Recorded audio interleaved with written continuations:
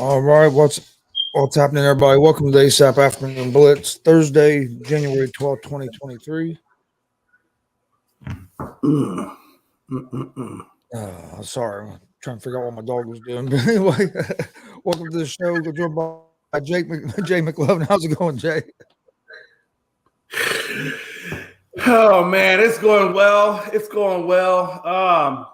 Unlike you though, I know exactly what my dog's doing, and that's sleeping. He's sleeping. He had a little bit of a binge drinking night last night, and so he looked at me this morning after he nudged me out of bed because he wanted his spot.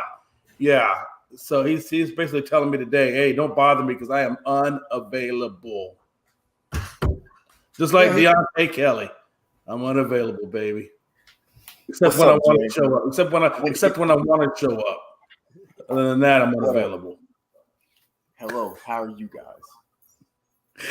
I'm wonderful, man. How you doing this morning, Deontay? It was good. I was just catching up on my sports stuff. I have a few things to rant about, but besides that, it's pretty good. You got a rant. You ain't got a rant. You think you got a rant. You don't have a rant. You don't have a rant. I've known you. You always thought you could rant. You don't have a rant. When has just Trevor Lawrence just been so much better than Justin Herbert? Yeah, that's where all the analysts are talking about. Yeah, I saw that too, man. I don't know what these people are thinking, man. Hey, look, no knock on Trevor Lawrence, man. Hey, the guy's doing great in his second season. Don't get me wrong, but he still has a ways to go. I think Herbert just on a team that just has never really had a clear envisionment on where it wants to go. I mean, you can go. It was San Diego. You can go all the way. I mean, Las Vegas, Los Angeles, San Diego, Chargers, whatever. You can go all the way back, damn near to when what's his name was there when John Gruden was head coach there. And they went to the Super Bowl and didn't win it. You can go all the way back to damn near those days, and you can look at that Raiders team and know that, they just. So it's just you can kind of see it all the way back to the beginning of it all, and so yeah, it is what it is, man. It's just because I look at the games and they're like Trevor Lawrence. Because I was watching it was like Shannon Sharp. He was rating his quarterbacks this year. He said 1, Mahomes, which I'll agree. 2, Burrow. 3, Allen. He put 4, Trevor Lawrence. 5, Hurts, and then 6, Herbert. I feel like Lawrence and Hurts. Lawrence is nice. Lawrence in the past month has been playing great. But to say Herbert, and they're saying he looks better this year, Herbert has more passing yards than Lawrence. Herbert has more games than one more games than Lawrence, and Lawrence has the better coach, the better scheme, the better defense, and his team hasn't been half as banged up as Herbert. And they have a better running game. So I mean, that's all true. I was actually looking to see what we got going on tonight because I know you're talking about top 5 quarterbacks and things like that. I think we were talking about what is. Yeah, I don't understand what makes him better. Like he overthrows a lot of passes when that run. Gonzo probably seen this. If Travis Etienne is not having one of his days, Trevor Lawrence is not winning that game. He looks very pedestrian. Yeah. And I like Trevor Lawrence, but I don't get it. I think a lot of it is where people say Lawrence is better than Herbert is just because Lawrence is like that shiny new toy where Herbert's been around a few more years. I think that's the only reason people are jumping on the Lawrence train, and I think that's a lot of it. But to me, right now, Herbert's better. I'm not saying that Lawrence don't have the ability to maybe pass him at some point, but you never know which way both these guys are going to go. I think Herbert's the top. I think you have to have Herbert there. Probably top 4. I got him around top 4, top 5. I don't think Lawrence is a top 5 quarterback right now. Not Lawrence, Herbert. No, I'm saying people think Lawrence is a top 5 quarterback now over a month. He's not a top 5 quarterback. Baker Mayfield had a good month before. He's not top 5. I mean, neither is Herbert top 5 in my opinion. I don't think Herbert's top 5 either. There's 5 really good freaking quarterbacks right now in the league that I would not put Herbert in the top 5. He is in the top 10, obviously. I put Lawrence in the top 10, but I would not have them top 5. No, I just don't. First, it was Tua. Everybody says Tua is just this much better than Justin Herbert. You see Tua. Now it's Trevor Lawrence. Like Trevor, I understand. Trevor Lawrence is as balled out in the beginning, in the end of the season at the stretch. But honestly, if you want to be real, they balled out due to the fact that Tennessee just got banged up most of the time, and they have no quarterback whatsoever.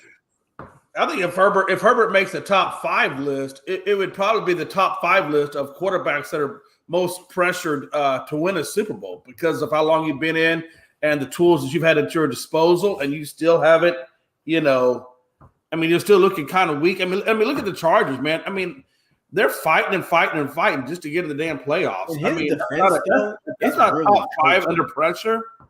Our weakest link is honestly coaching. All right, coaching, play calling. Most teams in the playoffs got an outstanding play caller. Jacksonville got Dougie P. You got Andy Reid in KC, Sean McDermott in Buffalo. You have Zach Taylor in Cincy. You got Brandon Staley, which he doesn't know what he's doing, with an offensive coordinator that doesn't know what he's doing. Yeah, Anthony, I want to go back to Anthony Price's previous comment to that. There you go. Yeah, I know Mike Evans has called Cowboys play calling simple. You know what? And I agree, man. I've said all along, Gonzo, I know you've heard me probably say this at least 20 times where now you're just like, Jay, shut up. Everybody knows what the Cowboys' problem is. And yeah, play calling is probably the number 1 issue with the Cowboys. The number 2 issue is Dak's protection of the ball. So, yeah, Mike Evans calling the Cowboys play calling simple. Yeah, I agree with that because I've also said that they don't put enough motion in their offense. They don't do anything that takes the defense off balance. I mean, so yeah, predictable, simple, whatever word you want to put in there. Cowboys have definitely demonstrated that, and there's no doubt about it. So I have no qualms with what you're saying. I totally agree with him. As far as your top 5, I'll be curious to know what your true quote-unquote top 5 is now. Understand, when we say top 5, we're talking active quarterbacks. Don't go back to the dawn of time and Johnny Unitas, because then you're going to get Gonzo up on his back heels saying, whoa, I never said Johnny Unitas was top 5, even though he thinks that because he's from Indianapolis, so, that's what they think. But no, active quarterbacks, please. So I know Gonzo's not listening. Didn't even look up one time. I think the number one, but I think everybody knows consensus. That was awesome. I think everybody knows consensus who's the number 1 quarterback. A lot of people think I think top 3 is like non-negotiable. It's Patrick Mahomes, Joe Burrow, Josh Allen. That's the 3 best right now. And 4 and 5 is who you like. I'm so tired of the generic top 5 quarterbacks, top 5 this, top 5 that. You know what? If I was going to do a top 5, I would do a top 5 on what quarterback handles 3rd and long the best. I would do something a little bit more specific. Because I feel like a lot of times we get so generic in things. You know what I'm saying? Like we need to start branching out our top 5 a little bit more sophisticated. Oh, and we need to start breaking down like situations. Play completion percentage. If the game is on the line, who do you really want and why? And it can't be just a generic version. Like you have to give like really good reasons. We can start getting more involved in our top 5s. That's what I'm getting at.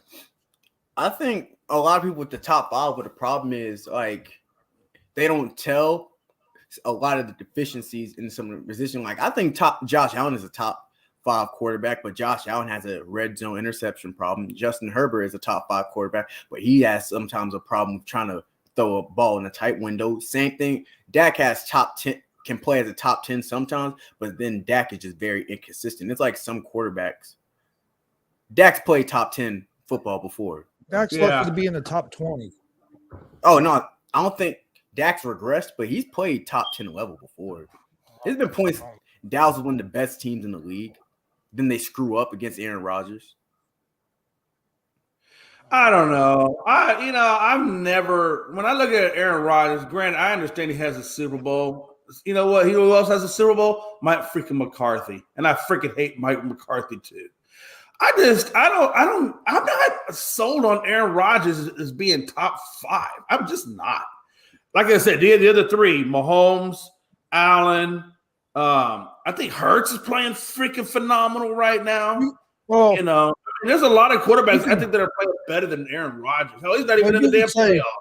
you could say Aaron Rodgers wasn't a top 5 this year, maybe, but he's been a top 5 quarterback. No, I'm not talking about career. I'm just talking active quarterbacks today. I mean, yeah, if you want to go back, even if you go back career, well, hell, man, if you want to look at all of what's really going on in the NFL, I don't even put him top 5 there either. There's a plethora of quarterbacks that I think are better than freaking Brady.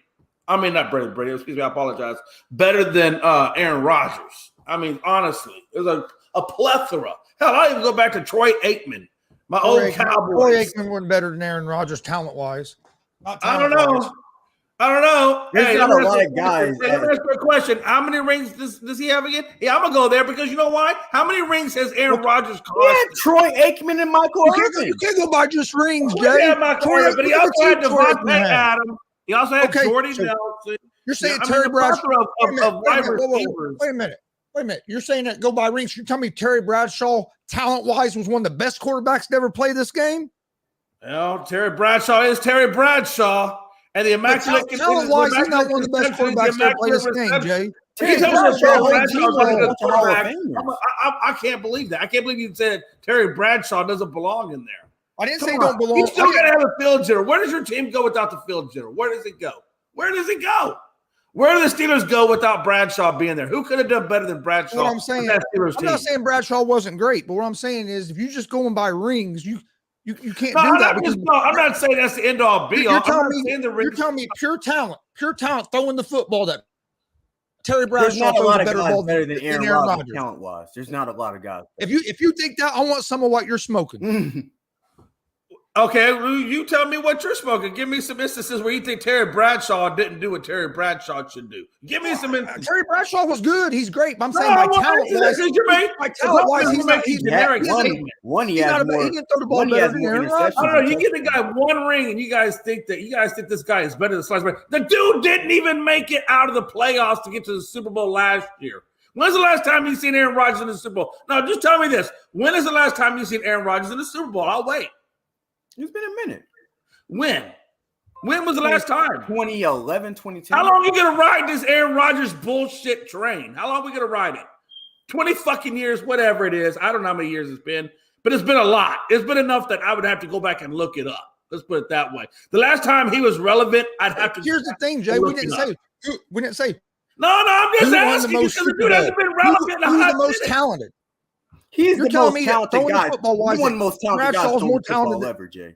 You can't. I can name a lot of people that had more talent throwing the ball than Bradshaw. It was a different game back then, Jay. I get that, but at the same time, y'all guys get all up on Aaron Rodgers. Bradshaw threw more interceptions and touchdowns in his career. What's Aaron Rodgers really done? I'm just asking you. One ring, okay, I'll give you that one. But when's the last time he was relevant beyond that? 5 MVP. He looked horrible last year. When they went up against the 49ers and got beat by the 49ers, Aaron Rodgers looked horrible. Freaking horrible. And this is his freaking environment. This is his freaking playoff games. The last 3 playoff games. Oh, whatever. Look, you're either producing or you're not producing. And if you're not producing, I got to get you the fuck out the way. I'm sorry. He hasn't produced in a long time, but everybody's on his nuts. Let me ask you this, Let me ask you this. Right now, who would you ever rather have as your quarterback, Dak Prescott or Aaron Rodgers? Aaron Rodgers. That's why I said Jay. What do you want? Aaron Rodgers can't get to a Super Bowl. Hey, as I said, Aaron Rodgers can't get to a Super Bowl. You would take him over your quarterback. Huh? You're saying get rid of Aaron Rodgers because he ain't made it to a Super Bowl, but you would take him over your quarterback because of his arm talent. I would take Aaron Rodgers over Dak Prescott. That's not even close. You can't name 10 quaraquarterbacks you would rather take over Aaron Rodgers in the league right now. Oh, there's no way. We're not talking right now. Because Gonzo expanded it. Gonzo expanded it to the. So you're telling me all of the NFL. Jay, if and I don't think Aaron Rodgers says all of the NFL is a top 10 guy. Jay, you're telling me if you build a franchise and all these quarterbacks all time, and you tell me you don't have these Hall of Fame players you had in your career. If you tell me Aaron Rodgers, you'll take 10 other quarterbacks before Aaron Rodgers, you're crazy. I think the mindset of Aaron Rodgers isn't what I would want in a quarterback.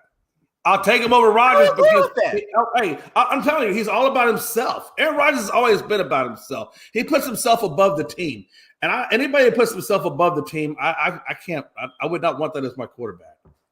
Tom Brady never did that. I think Tom Brady is the GOAT for a lot of reasons, and it ain't just about what he did on the field. I like what Tom Brady does off the field because what he does off the field is a direct correlation to how he performs on the field. And Tom Brady has always put that team above you can't himself. say that. You can't say that. When? What was everybody? When is he not? Wait a minute. You can't say that because what was everybody burying Brady about earlier this year? Oh, he's putting his personal life in front of the team. That's bullshit. He's supposed to be a leader. I didn't say that. That didn't come from me. That's what a lot of people. Watch this. Whatever it is you're saying, it didn't come from this guy. Tom Brady's we all agree Tom Brady's the GOAT, but Aaron Rodgers, there's not a lot of guys better than him all time.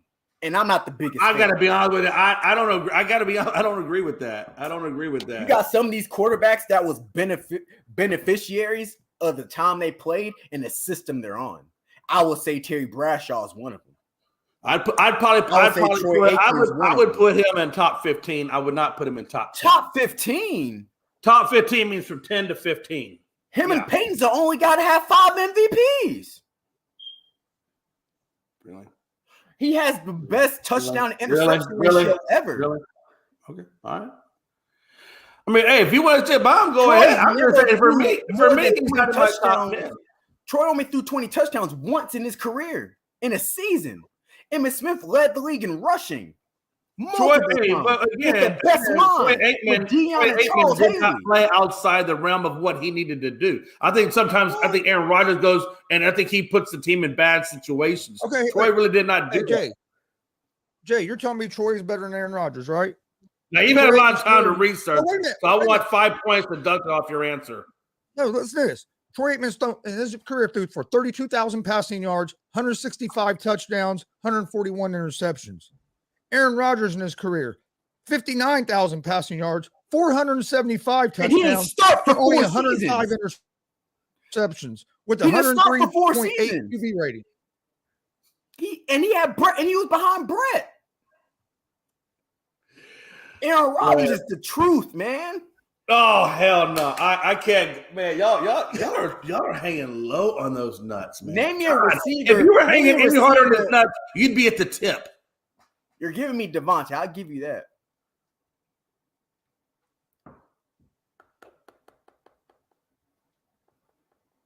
I agree with what AP saying. I don't agree with it, but if y'all want to agree with it, go right ahead. Aaron Rodgers is not in my top 5 in the league right now. He's not in my top 5. What? In the league right now, he's not in my top 5. I don't know. Did I stutter on that shit? Who's in your top? Who's in your top 5? All right, I'll give you top 5, but he's in the top 10 for sure. I mean, I would like I said, I go with the basic ones you mentioned. I got Mahomes. You got Allen. Allen. I think you know what? Yeah, I think Herbert's playing. I do think Herbert's playing freaking phenomenal. I got Herbert over Rodgers this year. Well, earlier, so I would go with those. Hold on. You asked me my 3. So I got Mahomes, Allen, Herbert. Hurts would be at number 4 for me. Oh my God! You got to be kidding me!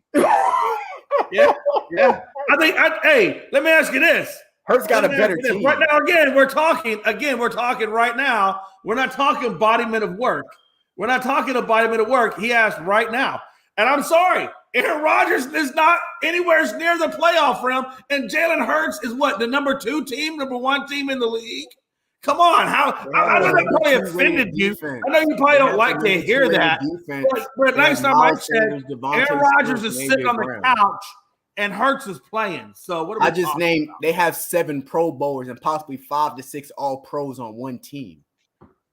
Lamar Jackson's better than Jalen Hurts, Jay. At this point in Jalen Hurts' career, that's facts. Yeah. I mean, and you can say that. Again, I'm just talking about right now this year. That's why. Hey, peace out, homie. Have a nice day. Wants to have a good show. You really said that. It is a good show because I think everybody did that stereotypical norm. I would say he had a better season, but there's no way. That's what I'm talking about. I'm not saying that he's a better quarterback. I'm not saying that. I'm not We saying asked who had the better overall that Hurts season. We is said better. I'm not who's the saying best that. quarterbacks. I said right now the top best quarterbacks in the league. Hurts is still one of Hurts them. having the best season in his career, and I still take Rodgers over him right now. Hey, that's fine. Well, you take Rodgers, and when you're sitting on the couch, I'm going to go play in a playoff game. That's fine. Hurts has the best squad. You put Aaron Rodgers with the weapons that Hurts has, and you tell me you think Rodgers be sitting at home right now? They're the number one team in the league. No, I wouldn't say that. I think they probably would have been in the playoffs. But again, they'll win the division. But again, Hurts. Hey, every year, well, he's only been in the league 2 years. But you got to admit, year one, they had him in the wild card. Year one, how many? I'm just saying, year one they had him in the wild card. Year two, they got him at what best in the NFC.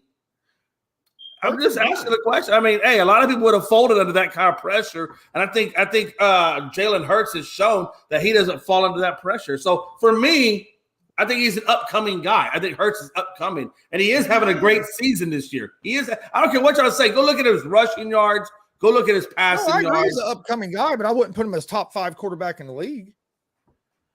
Well, your top five guy isn't even in the playoffs, isn't even in the wild card round. So that's fine. Hey, if that's who you go with, that's who you rock with. Okay, rock with them all the way down to no man's land. I got you. Okay, that's great. All right. But anyway, Atlanta's wait.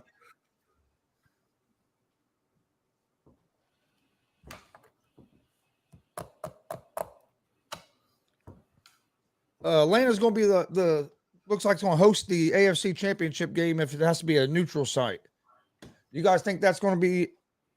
You guys think that's a good choice to have it in Atlanta? Not saying that way I can get tickets. I'm not saying nothing bad about Atlanta, but what I'm asking is your fans of like Kansas City or Buffalo, are they going to travel that far? Is that going to cut down on maybe some of the fans that show up for the game? No, I think they would. If they bought tickets, well, I don't know. I guess tickets are even on sale at this point, so I guess that would be a moot point.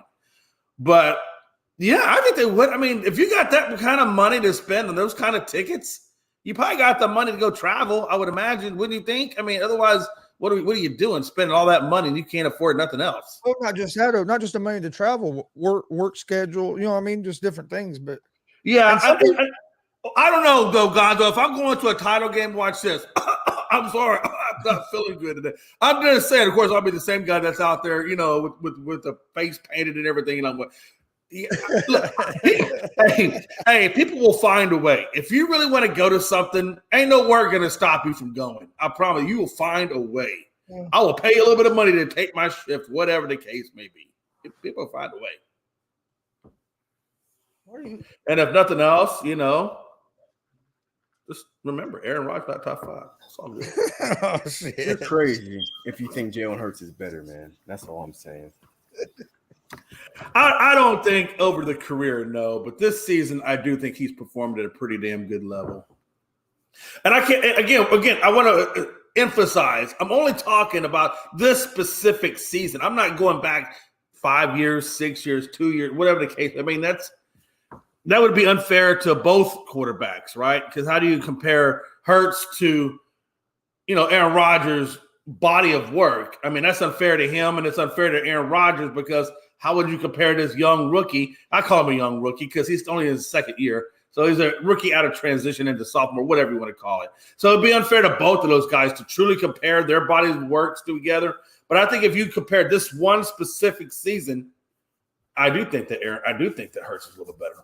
But and that's not to say, to Gonzo's point, too, that if I threw Aaron Rodgers in with the Philadelphia Eagles, I mean, hey, you're right. I get your point on that as well. So, yeah, I understand where you're coming from. But I wouldn't say that Jones isn't like a lackluster running back. I would say that A.J. Dillon isn't a lackluster running back. I would say that Watson, if you looked how either the speed demon Watson, I mean, that's incredible that what he has. I mean, I think the young group of talent that he's coming up with, they're good. If Aaron Rodgers could figure out a way to motivate them, train them, get them on his page rather than cursing them out on the bench because maybe they didn't do something the right way, okay.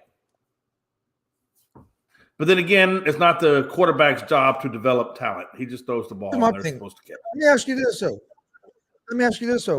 Why is it a problem that Aaron Rodgers cusses at his players, but it's all right for Tom Brady to do it? Oh, I'm okay with the cussing. What I'm not okay with is the fact that he's basically calling them bums and he don't want to work with them.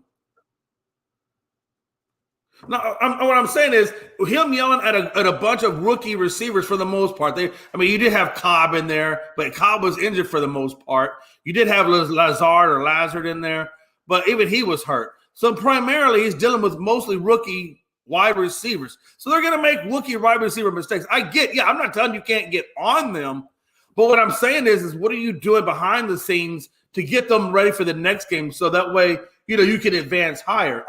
I just feel like Tom will just hold you to a standard. That's all Tom does. Now, does he probably curse? I'm sure everybody curses.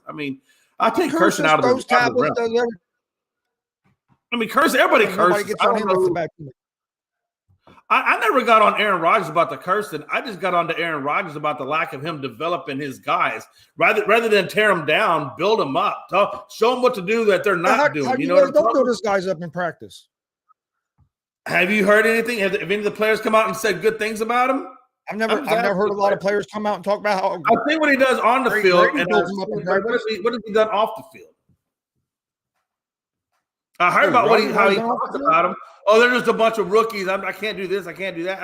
Whatever. Okay, that's fine. Y'all heard it. They made a big stink about it for a hot minute. After game one, when Aaron Rodgers looked like dog poo-poo, after game one, he tore into them. And if you didn't remember that, you need to go back and rewatch week one.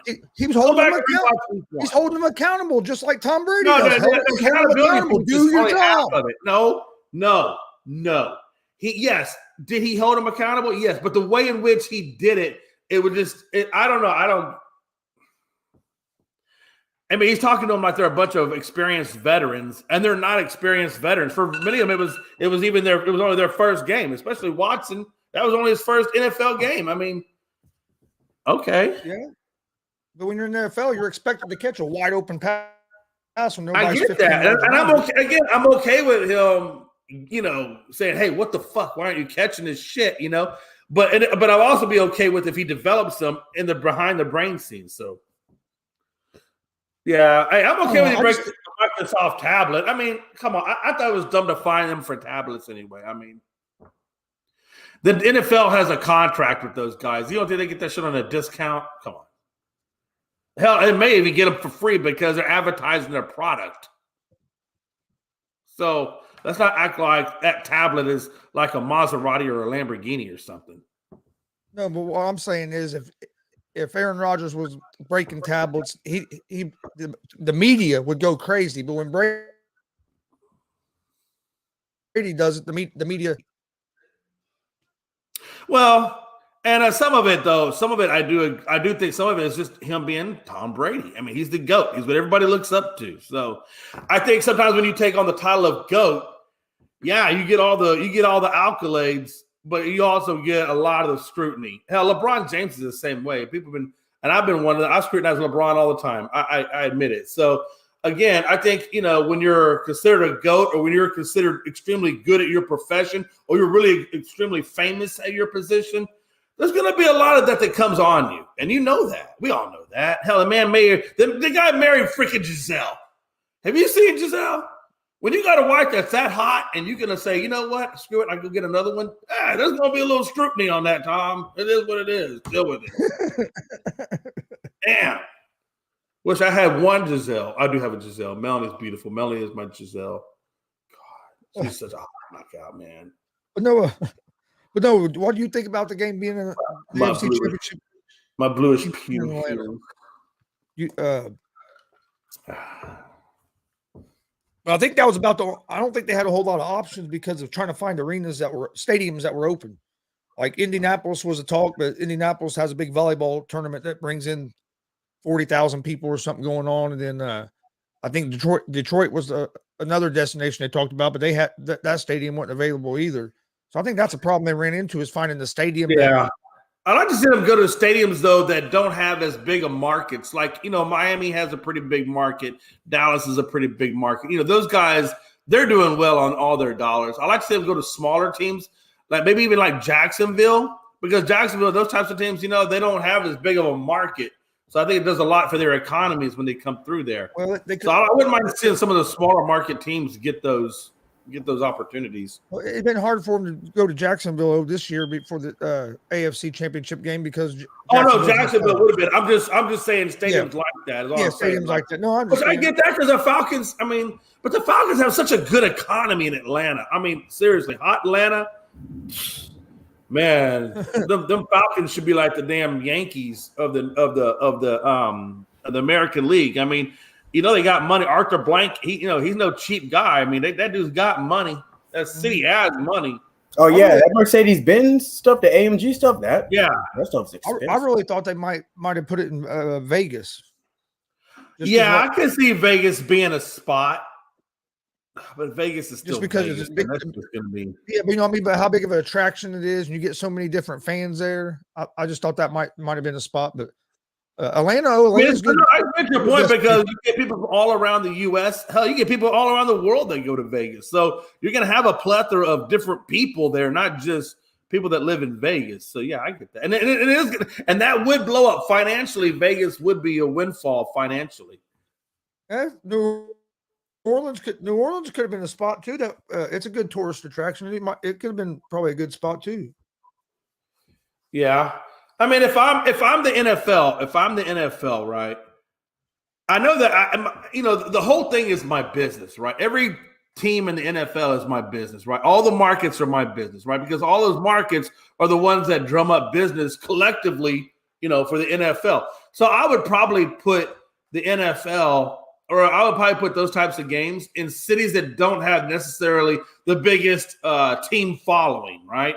Because I feel like that would definitely boost up the NFL, and it would definitely boost up the economies around those areas. And that's the thing. I think people don't just forget is by taking the game out of like Kansas City makes it, or the game would have been there, or Buffalo, the game would have been in Buffalo, or Cincinnati. That hurts that also hurts their economy. Because look at all the revenue and stuff that comes in that would have came in that weekend to help boost that economy. So by them doing a neutral site game, and it actually kind of hurts their own cities in a way. I understand why they're doing it because everything. This is an unprecedented situation, but having it at a neutral site, it does. If whoever the home team is, that takes a lot of money away. It does. Well, it takes a lot of money and things like that away, but it also takes a lot away from the teams from a support standpoint. Like if your team's in it, or struggling to get in it, not having that crowd behind you, that's a big thing to lose. Especially if I guess the game would be in Buffalo. So the Buffalo economy is always, that's a tough economy up there in New York. Bill's Mafia was going to be crazy. Oh God, Bill! And especially with Hamlin, the whole Hamlin story and the things that he's been through. That team has been through a lot. To not have it in that home stadium, that's a big. Which is again, I tell Frankie all the time, why aren't these cities and these teams building retractable roof stadiums? It only makes sense. But not having a retractable stadium wasn't the reason the game went narrow. But I understand what you're saying. It was the weather that I actually like the fact with the neutral site because honestly, wait, hold on, God, I guess I missed that one then. So what was the reasoning for them not having to go to a neutral site? Because they didn't get to play the game to see who would have been the true number one seed. Because if Buffalo would have won, that's right. That goes back to the Bengals and Bills game. Yeah. Okay, I got you. I'm with you. What happened is it the same thing with the Bengals though? So what would be the Bengals if they make the AFC Championship in the Chiefs? Does neutral site also be in Atlanta as well? Yep.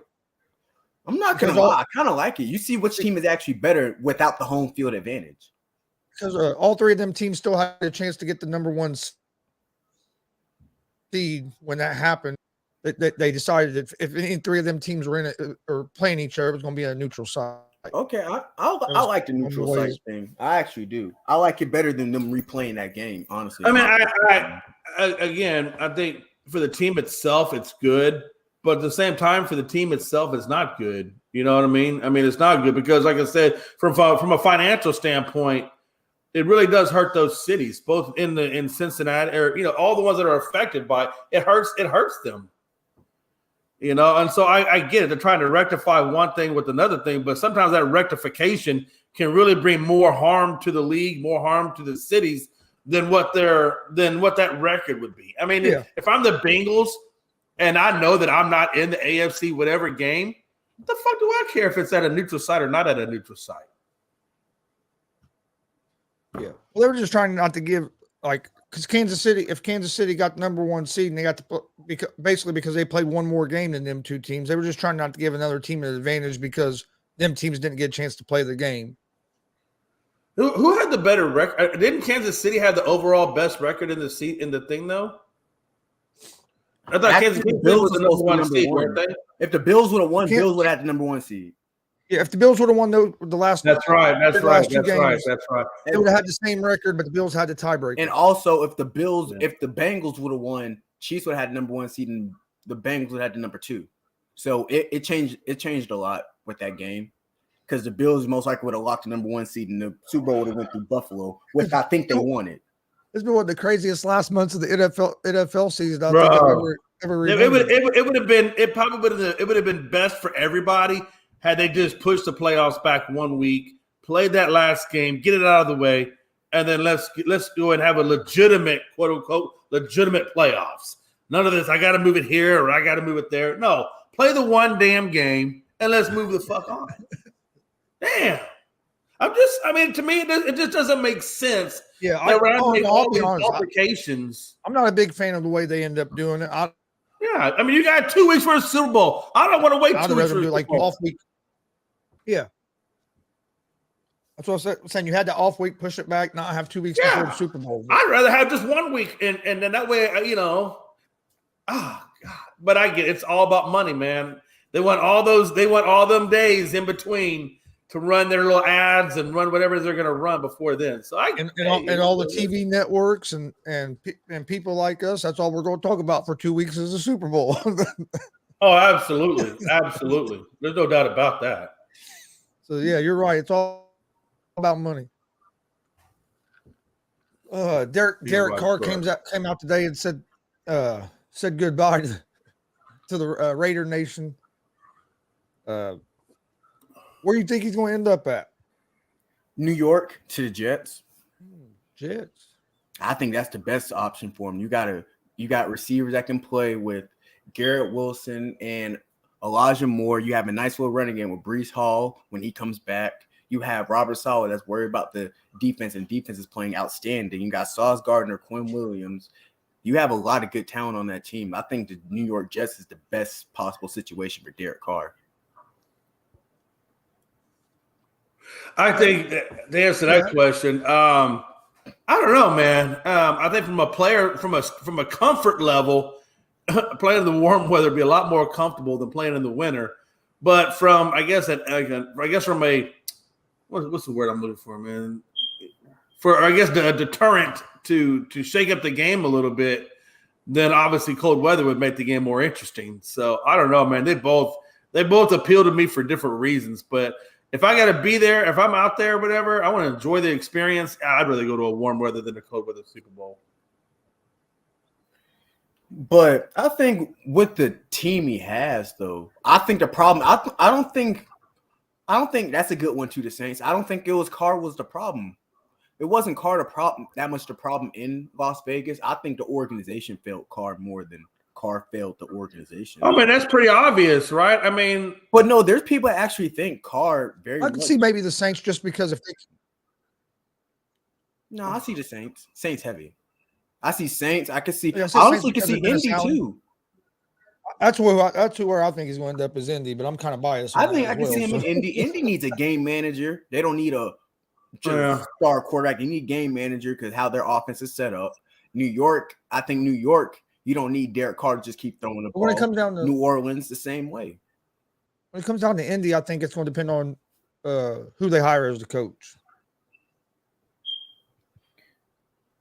Yeah, but like it's a lot of. I think Indy's going to go for offensive mind, and I think they're going to go for Ben Johnson at Detroit, the offensive coordinator, because he's right now getting some head coaching buzz. Yeah, as long as you guys don't get Kellen they're Moore, gonna interview him. okay. I think the coach. I hate to say this, but I think the coach is probably going to be Jeff Saturday. Dang, man! If it's Jeff Saturday, that they are definitely tanking. Definitely tanking if they do that. They're tanking for a quarterback next year. That's what that. Yeah, they're tanking for something, whether it be quarterback or just draft picks. I mean, I don't know what they're doing.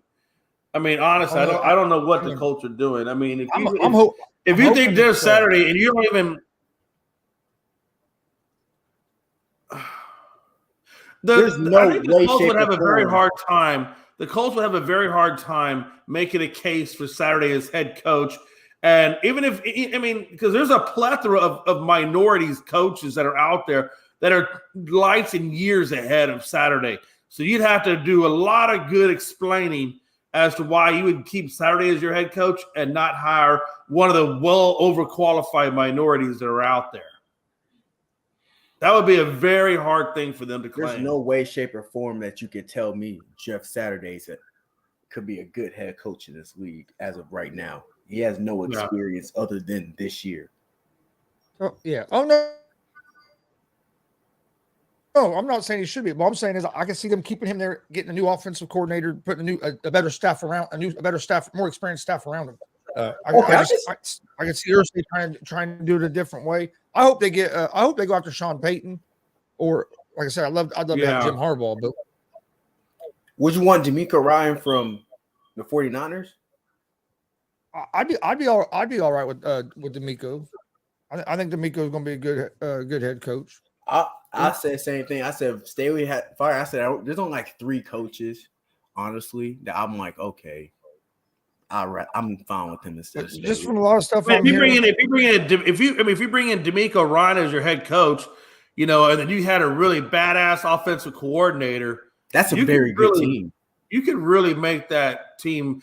You could make it amazing, honestly. Like, who would you bring in though? If you were going to bring in an offensive coordinator, who would you want to pair up with D'Amico? If I had to pick one, it depends because I don't know what rising OC, because most of the OCs rising right now. A lot of the OCs now they're like their first 2 years they're getting head coaching jobs. So I'm not sure. They're probably gonna get like a very well-known quarterback coach, and they're gonna rise him up to OC and see what he can do. I think play calling is gonna really matter with the Colts, but the Colts is probably gonna be a smash mouth team for years to come. Even with D'Amico Ryan, because his specialty is defense, they're gonna run the ball,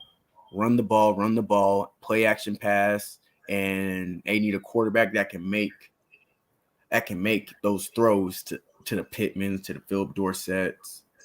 And I believe the Colts will be very solid. I believe they will be in the mix next year of winning the AFC South, because Jacksonville is not that much head over heels better than them, and Tennessee, unless they decide to get some type of quarterback, are just not that much head over heels ahead of them. Those 3 teams are very much equally balanced. Well, I'll tell you what, when Jacksonville gets Calvin Ridley next year, that's going to be a really nice wide receiving core and running back core with Zay Jones and Christian Kirk. Yeah, that's a pretty good receiver. That's going to be stupid. That's going to be stupid good, honestly. But Indianapolis, in my opinion, by far got the better defense out of all of them, and it's not close. And they were playing without Shaq. Were y'all playing without Shaq Leonard? Yeah, playing without their best player. Yeah, they were playing without Shaq Leonard too, and Shaq Leonard makes a huge impact. Arguably the best linebacker in the NFL when healthy. Well, you say he's one of the best. I don't know. One of the best when healthy. He's arguably the best one. I think he's the best. I like Shaq Leonard. I think he's the best linebacker in the league when he's playing. This is the first year he had really injury trouble. Bobby. I think he's better than all of them. Especially he's younger. He's like 3 or 4 years younger than all of them. How old is he? And for a linebacker, he's like 27. He's like 23.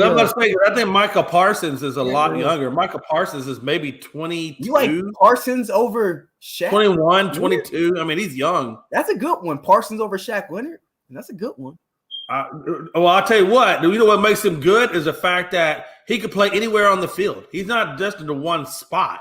But Shaq, he can line up at end. He can line up at linebacker. Hell, he can even line up at safety.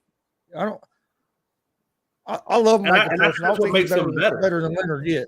I don't think he's better than Leonard yet. But upgrades the defense. He upgrades the defense. He has. I mean, let's look at he had 14 sacks last year. I think 14 sacks, something like that this year. He's got like 30 sacks like in 2 years of being in the league. I don't know. He got defense. I think he got. Did he get defensive player of the year? I think he got defensive player. Nick Bosa is winning that. Is Nick Bosa going to get that? Nick Bosa has 19 sacks this year. Well, yeah, Nick Bosa. I mean, hey, it's hard to go up against Nick. I think if you give Michael Parsons a little bit more time, he'll be better than Nick Bosa. Obviously, they play different positions, so it's hard to compare the two. But man, I tell you what, I mean, Nick Bosa's good. As long as the Bosas can stay healthy and don't run into injuries, they're good. Well, and like Shaq Leonard at linebacker, he led the last 2 years. Well, not this season, but the 2 years before, he led the league in interceptions for linebackers. That dude, he's just a ball hawk. He's always around the ball. Yeah. Yeah, I think they use, and that's the thing. I think they use Michael Parsons more for rushing the passers than they really do at the safety or that type of position. But I would. The one thing I like about Michael Parsons, he has a knack to always get to the ball. He always can get to the ball no matter where he's at. And I think if the Dallas Cowboys is using that, yeah. I like Michael Parsons. I can't argue with him. I like Michael Parsons. Well, I like Michael Parsons too. I like him a lot. If I had to pick, sometimes, like, I think we see the pass rushing linebackers and the pass rusher so much that we forget about the all-around linebacker. And I think Shaq Leonard's an all-around linebacker. There's stuff Shaq Leonard can do. Yeah, but if you say that, you got to put Parsons in there too, because Parsons top two. I'm telling you, every single play that's on the running game, or if it's not the running game, then he's rushing the passer on the passing game. You're always going to see Michael Parsons at some point. I think Michael Parsons top two, at least three. Yeah, but I think the fight is between Michael Parsons and TJ Watt is the best. Man, TJ Watt, that's another guy, man. When that dude's on, what position do they play Michael Parsons at? They usually put him at linebacker and at the DN. They need to put him at the DN spot more. Yeah. See, I don't know. I mean, technically, quote unquote, he's a linebacker. But if you watch him in the game, he doesn't play any position. I think he's fluid. I think he lines up where he thinks the play is going to go. And that's how I'm not saying that they don't line him up probably in certain spots, but I think a lot of that they just let him do instinctually where he wants to line up at. No, they're both. I like Parsons. I like Leonard. I like both of them. Both of them are always around the ball. I know that. Yeah, I think I agree with him on Diggs. Diggs is one of them kind of guys. He's either going to make a great play or, like he said earlier, he's going to get burnt. One of the two trying to make a great play. You know what I'm saying? He either makes it or he doesn't make it. So that's crazy. The only reason why Parsons is so good in playing every position is because the Cowboys' defense is okay. Number one, I don't know what this Monady is, so maybe I'll learn how to write first, and then but Parsons. The only reason why Parsons. Look, Damien, I get you got some. You probably got some good nobody. Points there, but you need to learn how to rearrange your points. Diggs was pretty solid this year. Diggs, in my opinion, played very well at the coverage this year. You got DeMarcus Lawrence, which is an All-Pro player. You have only Anthony Brown was pretty bad this year. Malik Hooker's actually played some pretty solid minutes. I like Joe. Man, that's Gonzo's old boy, Malik Hooker. I liked him coming out of college. Yeah. Yeah, no, Hooker's done. I mean, he's really fit in well with the Dallas Cowboys defense. I mean, he's fitting his role in real nice. They did, the Cowboys have taken some hits in the secondary, which has kind of hurt them. I think Brown was the last one that went down, if I'm not mistaken. So I think our secondary is going to be suspect. That's the only thing that kind of worries me about the Cowboys defense is that secondary. I think they'll handle the run okay, but I think that secondary is where excuse me, I think that's what's going to hurt them. God, what a time, man. What a time. That secondary can be at times has been a question. But your Cowboys' run defense has to get back to playing a little bit better too. Over the last Yeah, few no, the last couple of games. Well, the last couple of games though have not been typical Cowboy games. I don't know what's going on with that team in terms of why they're playing lackadaisy. It seems like they're lethargic. Like they don't have enough energy. So I agree with you. I don't know what's going on with the Cowboys, but I hope they get that thing fixed before Monday when we go against Tom. Yeah. You don't want to in that game on Monday. To me, the Cowboys have to come out and take control, because you let Tampa Bay hang around in that game, the more scared I get for the Cowboys. The Cowboys need to take control of that game. You can't let Brady. You can't keep giving Brady opportunities and opportunities. You got to get some separation in there. Yeah, I think, man, I'll tell you, I think at the end of the day, the Cowboys, the trick for them beating Tampa Bay is going to be all on that defense. Can they get to the quarterback and put pressure on Tom Brady? That's going to be the biggest thing. Says Jay, you think Parson will be a great linebacker? Then, God, I don't know, man. Where was freaking? Do I think he'll get beat? Yeah, I do.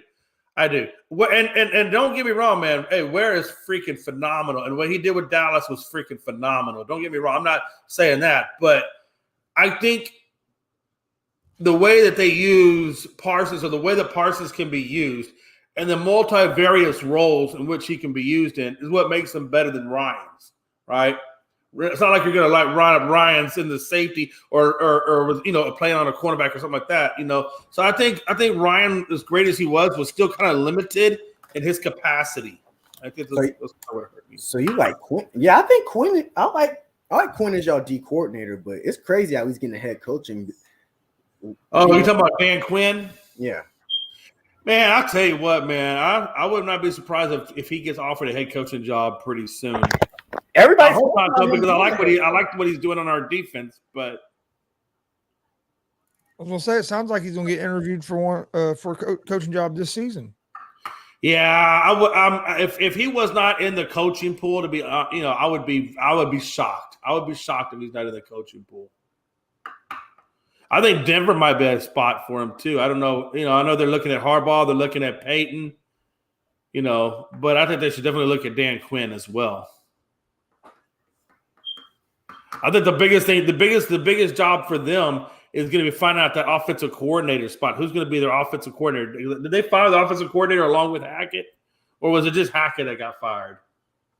Oh, I think it was Hackett that just got removed. But more than likely, the whole coaching staff did. I was going to say, most time new head coach brings in his own staff. So unless you're like the Cowboys and Jerry tells the new coach that they're keeping Kellen Moore as their offensive coordinator. That didn't make any sense. Hey, how about Mickey makes a good point. He's talking about the Seahawks and Niners game. How much of an upset would that be if Geno just went in there and took that away from him? I don't know, because it's Pete Carroll. It's not like Pete Carroll hasn't beat them before. I'm not going to count them out. I haven't counted out Seattle. Seattle's played pretty good. I would say run the football. They know San Francisco very well. I'd call it an upset, but I don't know if the media is going to call it as big of an upset, because the 49ers have a rookie quarterback playing. If they would have still had Garoppolo, didn't have that injury, I think more people would have called it a bigger upset. But Purdy's been playing good. I think it's going to be a good game, but that San Francisco defense. I think it's closer than what everybody think it's going to be. That San Francisco defense. Oh yeah. I think everybody think it's most likely San Francisco going to dominate. I honestly think it's going to be as closer than. I think it's going to be at least 3 points. It's going to be a 3-point difference for the last second. They played a couple weeks ago, and 49ers won by 8. But I think because Pete Carroll, one thing we got to give Pete Carroll, Nova San Francisco, they play each other twice a year. It's not like Pete Carroll doesn't know what he's doing. If you can, he knows what he's doing. Look what he's done with Geno. Look what he's done with the Seahawks organization, and how he's had to pivot. He's had to pivot a lot with that organization just to get that organization afloat. He knows what he's doing as long as the ball. Pete Carroll knows what he's doing as long as the ball's not on the 1 yard line in a Super Bowl with about a minute left in the game and you have the game. Yeah, Other than that, I it is get what it it. is. You're not gonna. I'm not. Yep, I agree. Well, it is what it is. Yeah. No, I like Pete Carroll as a coach, but that Super Bowl was the stupidest decision. One of the stupidest play calls I've ever seen. Stupid is and stupid does. No, I do. I think that Seattle 49ers game could be better than what people think it is. I'm just saying, 49ers. if Seahawks come away with the upset over the Niners, if that happens, man, what a shot to the heart. I mean, in terms of like, because a lot of people got and I know Gonzo, you're one of them, and I can see it. A lot of people have the 49ers going to the Super Bowl. I mean, who's going to stop them? The Eagles probably the best chance. I'd like to think my Cowboys could stop them, but shit. I just don't know what Cowboys I'm going to get to make that call. You said you have to go there, Chris. The reason I'm so high on the 49ers, though, is that defense, man. When that defense, I know they didn't play great last week, but if you go up to the last 4 weeks before that, they hadn't given up hardly no points in the second half of games. They're hard to score on. I think that's going to be the thing. Can Seattle's defense step up and cause some trouble for the rookie Purdy? I think they can. Yeah, I'm not saying they can't. I think that's going to be. It's going to be interesting. Well, you know what they say. You got regular season quarterback and you got playoffs quarterback. Can Purdy in his first year as being a starter? Can he navigate the playoff rounds? I'm gonna be honest. Still that effective? Seattle and San Fran kind of got the same scheme. Other than the zone read, they're a run-dominant defensive playing team. Yeah. They're both the same scheme. They're not. Well, now you got Mitchell, Debo, and McCaffrey. You don't know who to target it on. You got Noah Fant, DK Metcalf, and Tyler Lockett. Yeah, those are extremely good. Oh, they're great. And then don't forget about Walker in the back. Kenneth Walker's playing outstanding. Bro, Walker's back. So I mean, as much as we talk about the Niners run game, we can't forget about what Walker can do on that side of the ball. He's been playing like, if people are just gonna name because of the name, but Gino, if you look at the stats, he's been playing like a top 5 quarterback this year. Yeah. He's been playing. I think all Gino has to do is not try to do more than what he's capable of doing. You know what I'm saying? Just play within your system, play within your abilities, and you're going to be fine. Oh, they're going to run the ball like crazy. I would imagine they would. They don't want Nick Bosa, that pass rush. Well, and then too, if they get the run game going, then it's going to take some of the pressure off of Gino from a Nick Bosa because they're going to have to guard against the pass and the run, right? So. But how do you think Brock Purdy's going to do, though? It's a playoff game. He's a rookie. Yep. When in his first 5 or 6 games, you think he's going to actually be successful? I don't think that. But the thing is, they don't need him to. He don't with the weapons they have. They don't need him to be great. They just need him not to make the big mistakes. That is true. They probably got the best weaponry in the league. It's good, man. I'm ready. Cincinnati got the 2 days. Best weapons. Got 2 days, and then we got some playoff football. I just wish there was 3 games on Saturday and 3 games on Sunday instead of doing the Monday night game. Who plays Monday? Cowboys and Bucks. Dallas plays Monday. Dallas and Tampa. Yep. It's at Tampa, isn't it? Yep, it's in Tampa. I tried to. Guys, I don't know.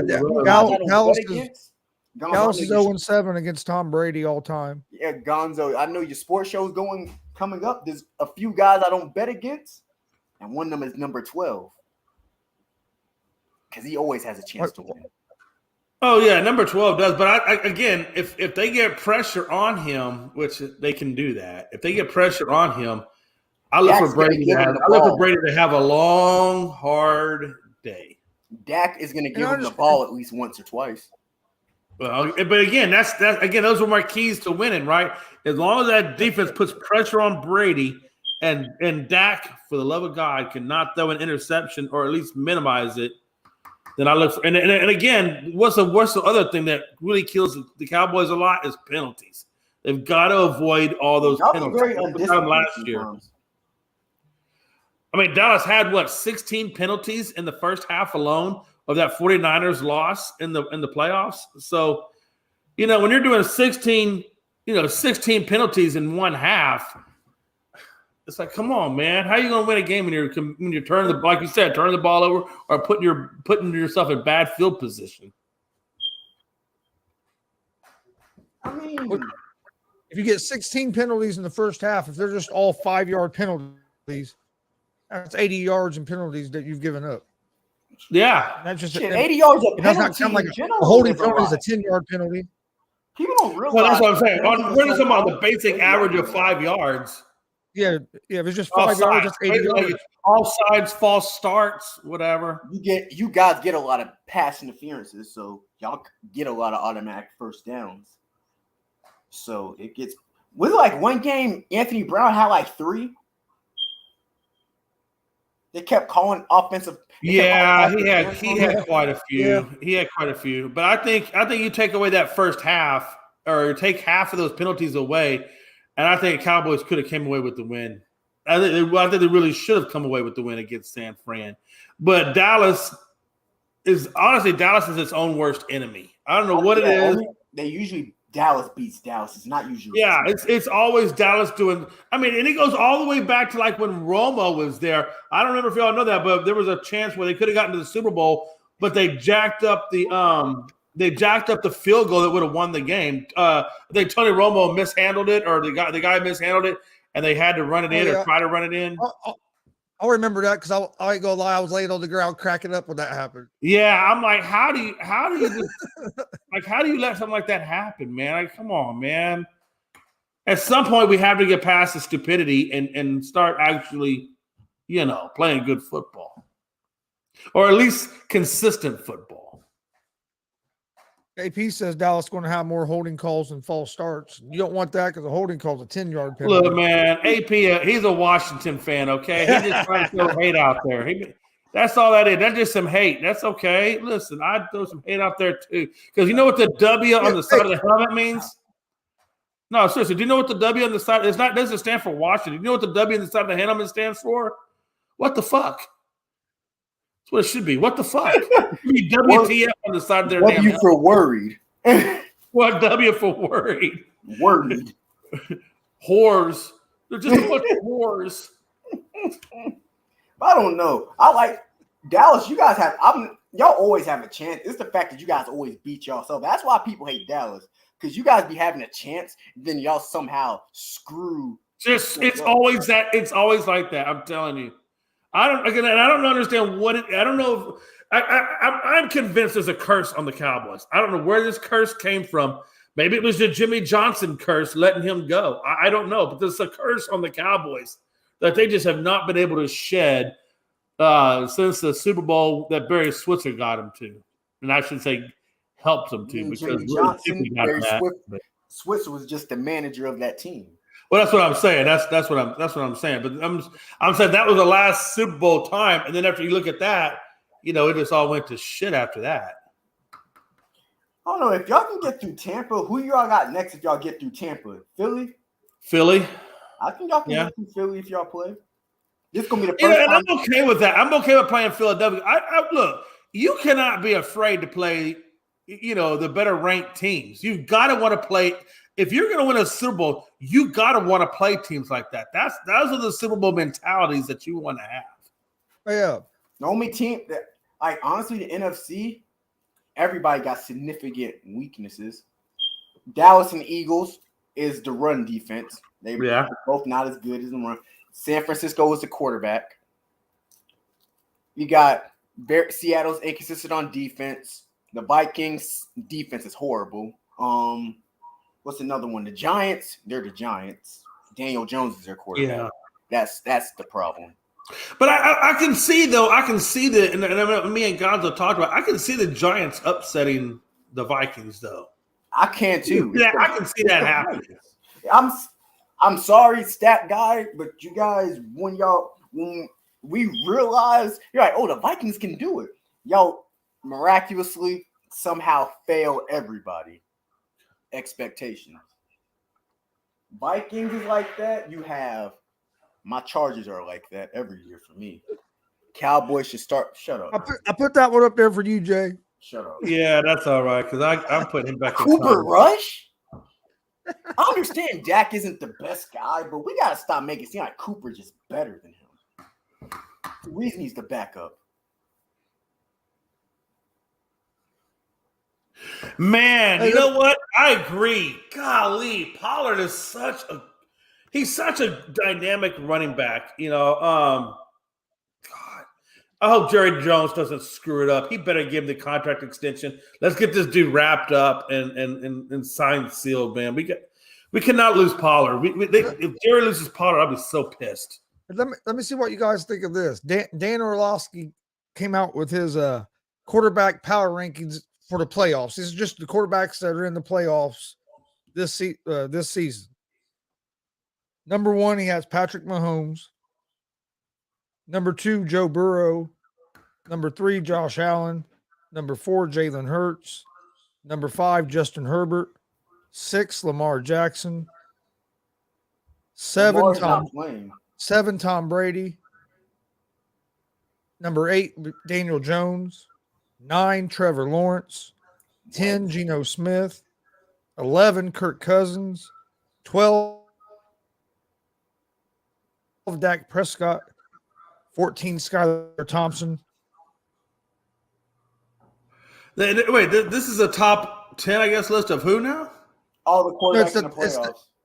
He ranked the 14 quarterbacks that are in the playoffs. Who did this? That's the order he ranked them. Dan Orlovsky off ESPN. Oh, that's what he ranked. That's how he ranked the quarterbacks that are. Damn, they put Dak that are in the playoffs. I don't know how you put Daniel Jones over Dak Prescott. I'm not saying Dak Prescott's the best. I don't get how you put Daniel Jones above Trevor Lawrence. Over Trevor Lawrence. Yeah, that's crazy. What's another? Wow. Lamar is not actually, how do you put Daniel Jones ahead of Kirk Cousins? I put Daniel Jones ahead of anybody other than Skylar Thompson in my question. If you want to be pretty honest. Daniel Jones been pretty bad the past few years. To answer Tony, man, he was asking who do I think who would I rather play, San Francisco or Philadelphia? I'd rather play Philadelphia because the running backs that San Francisco has, and knowing that Dallas is suspect on the run at times, I think that team would give us more fits than the Eagles would. And plus, you've played Philly twice this year, you've been competitive both times. Beat them once, lost one. So I think you have more of a feeling for Philadelphia. I just think what San Francisco can do with the offense with that 3-headed running monster, because you got to remember the running backs can also be receivers too, and I think the way that San Francisco can maneuver that offense, either be the run with McCaffrey or Mitchell or Debo, or passing, whether it be with Debo and McCaffrey, and I think Mitchell can also do that as well. I mean, I just think there's too many challenges and too many complexities with the 49ers offense that I would not want to deal with. I'd rather just go more with the straight shooter in Philly and just play them out. If you don't want to play your damn rivalry, you got issues. And Dad said he thinks Dallas and Philly is a better matchup. And AP said, someone said it, why Lamar at number 6? I don't know why they have Lamar at 6 on this list, because I don't think he's going to play in the playoffs. So from all the reports that's been coming out, it doesn't look like he's going to be playing at least this weekend. If he don't play this weekend, I don't see him playing. If they somehow win, play next week. I don't know. You never know. Even with Lamar though, I'm not 100% sold on the Ravens. I mean, I don't know how you guys feel about the Ravens. I'm not sold on the Ravens that can go far in the playoffs. I think the Ravens are too one-dimensional, and I think you can key on that one dimension and stop the Ravens. The biggest thing with the Ravens is controlling or spying really well on Lamar Jackson. If you don't spy Lamar Jackson or find out where Lamar Jackson is, That's going to be your biggest downfall. And the biggest thing for the Ravens to me is going to be their defense. If that defense steps up, But they have a great chance to win defense. some games. Absolutely. Yeah, absolutely. Especially now that how is Roquan Smith going to play now that he got his big payday? Is he going to be the same hungry guy, or is he going to be like? You hope so. Well, we do, right? But a lot of times, though, when these guys get the big paydays, they don't play like that. Yeah, you see it happen. Yeah, 100%. You see it happen sometimes. Hey, Cowboys have a perfect example of that in their team with Elliott. He ain't been the same guy since he got paid. And I like Zeke. I think he's a good running back, but he hasn't been the same guy since he got that money. I don't know, man. Zeke is such a weird phenomenon about what went on with him. I mean, I don't know if it was his weight, lack of conditioning, offensive line. I mean, there's so many things you can say about Zeke and what caused him to fade down a little bit. Line. I don't know if you can really say offensive line because look at the numbers Pollard puts up. But you know what? Though? Pollard is more of an east-west and then whatever type runner. Yeah, that's true. No, I mean, Elliott's more of just he's I like the thunder power look. I like that look. What they're doing with. Oh yeah, but I think that's why they complement each other too, right? Because if you got Zeke in there, at the goal line, but you got Pollard, getting the That's first. Why I never understood Dallas. Y'all could beat so many people if y'all just use Zeke and Pollard like y'all supposed to. But I agree. I totally, it's not often that I agree with you, but in this particular case, Deontay, I agree with you. I like that good swipe right there. It wouldn't be J-Lo without it. But no, it's like one game, y'all go for 220 yards and blow the team out. The next thing, Dak got thrown for 40 passes. Like, y'all don't have the personnel to do that. Y'all don't have Coop anymore. Yeah, that's what I've been saying all season. You can ask Jay. If they would call the plays like they did when Cooper Rush was the starting quarterback, if they would keep that same play calling style, y'all will be way better than how much. Yeah, the Cowboys. Yeah, I don't understand why they feel like they have to change it just because Dak is there and not Cooper. I mean, I don't understand that at all. I guess because they paid Dak all that money, they want to see. I don't know why they think Dak is a pocket passing quarterback because Dak led the league in passing yards before. They're like, so he can really sling it. Well, some quarterbacks will love a run game instead. I'll put this up there for your guy. Cousins in the playoffs, right? So but he said Cousins shouldn't have been even on that list. Which, he's in the playoffs for one reason on that list. He should be higher on that list than what he is, in my opinion. Cousins been playing very well. He says in Minnesota.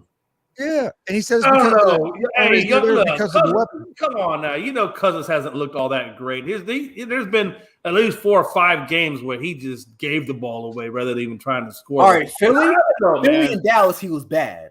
But Cousins is one of those kind of guys, though, that can make you look good or make you look bad. I mean, if he comes out and plays great, then he looks like the best thing in the sliced bread. But if he doesn't, if he plays bad, it's bad. I'm not gonna lie. Yeah, it's like he don't have a middle ground. It's either really good or really bad. shitty. He stinks up the joint. I'll give you that. I agree with Cousins on that. But I think but it's the consistency, damn it. But he has had a pretty good year this year. Yeah, he's had a pretty solid season. Last year he had a solid season. It's always been going for almost 5,000. But he does have 14 interceptions, which is too many, and he has a 92.5 rating. So he's had a solid season. How many touchdowns did he have? 29. So he's got 10 more touchdowns than interceptions. Well, 14 is still a lot of picks. 14 is a lot of picks. No, that's 15. He had 15 more touchdowtons. I apologize. Yeah, it's still a lot of picks, though. I'll still give him that. At ratios, that is a lot of picks. He needs to get the picks down some, but 30, almost 30 touchdowns as well. So, like you said, he's good and bad. Gonzo, we got to crucify him too because Dak got crucified over interceptions this year. So if we're going to crucify Dak, we got to. How many interceptions did Dak have this year? About 14.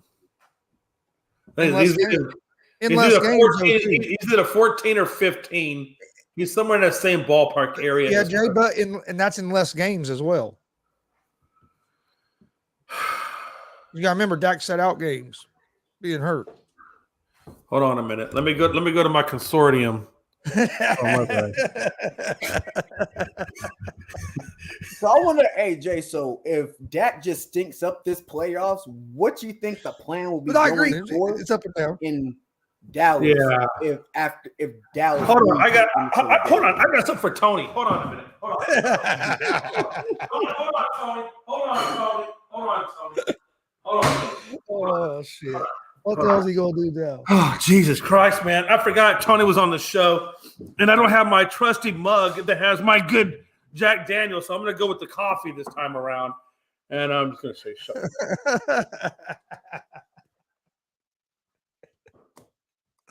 Oh, shit.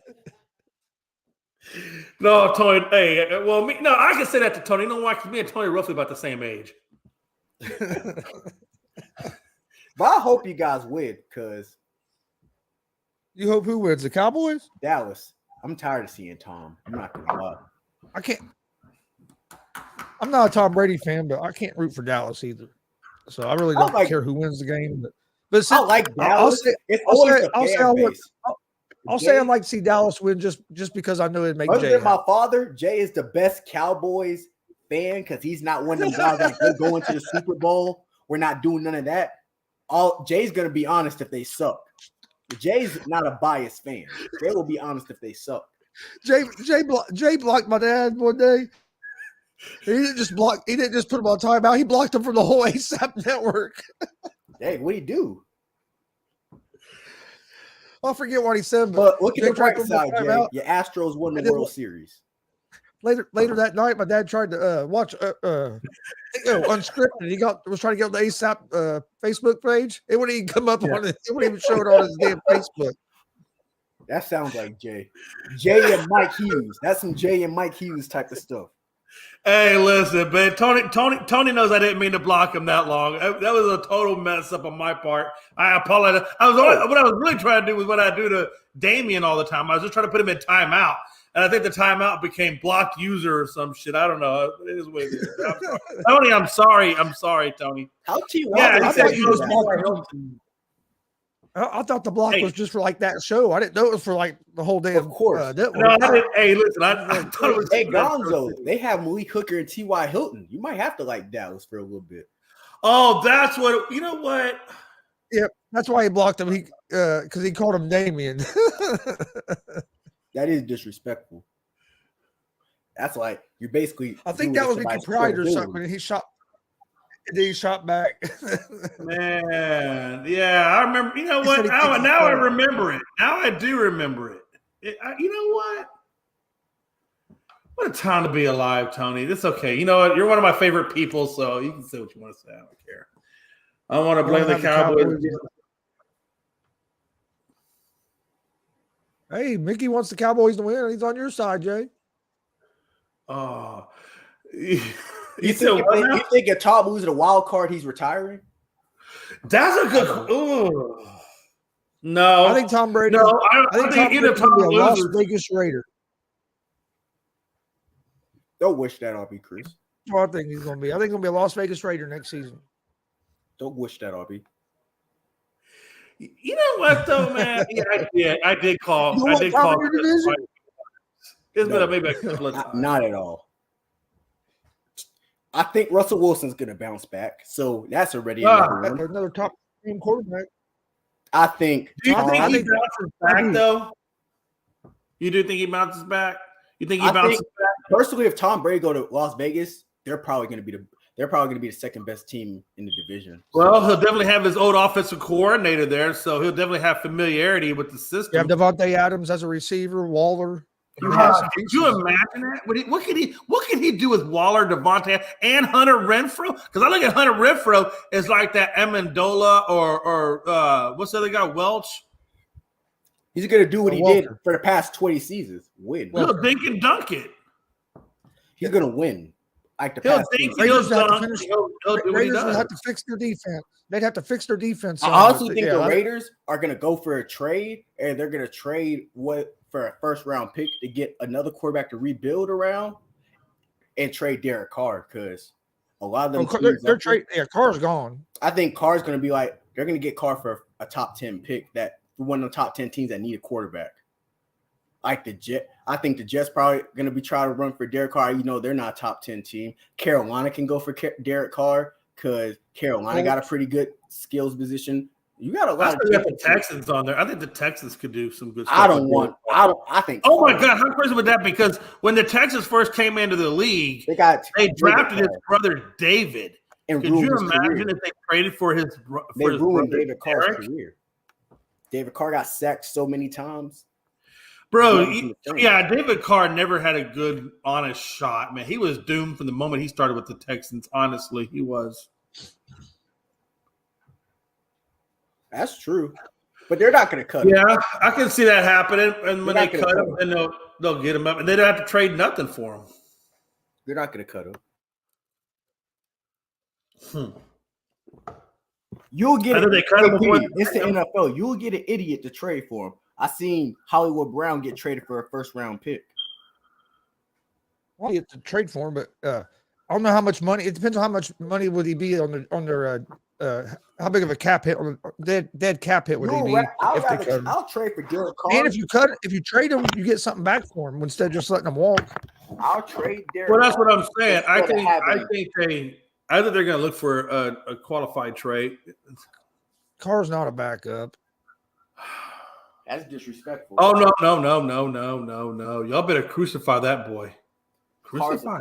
Carr has never been. He just wasn't in the playoffs last year. I'm just kidding.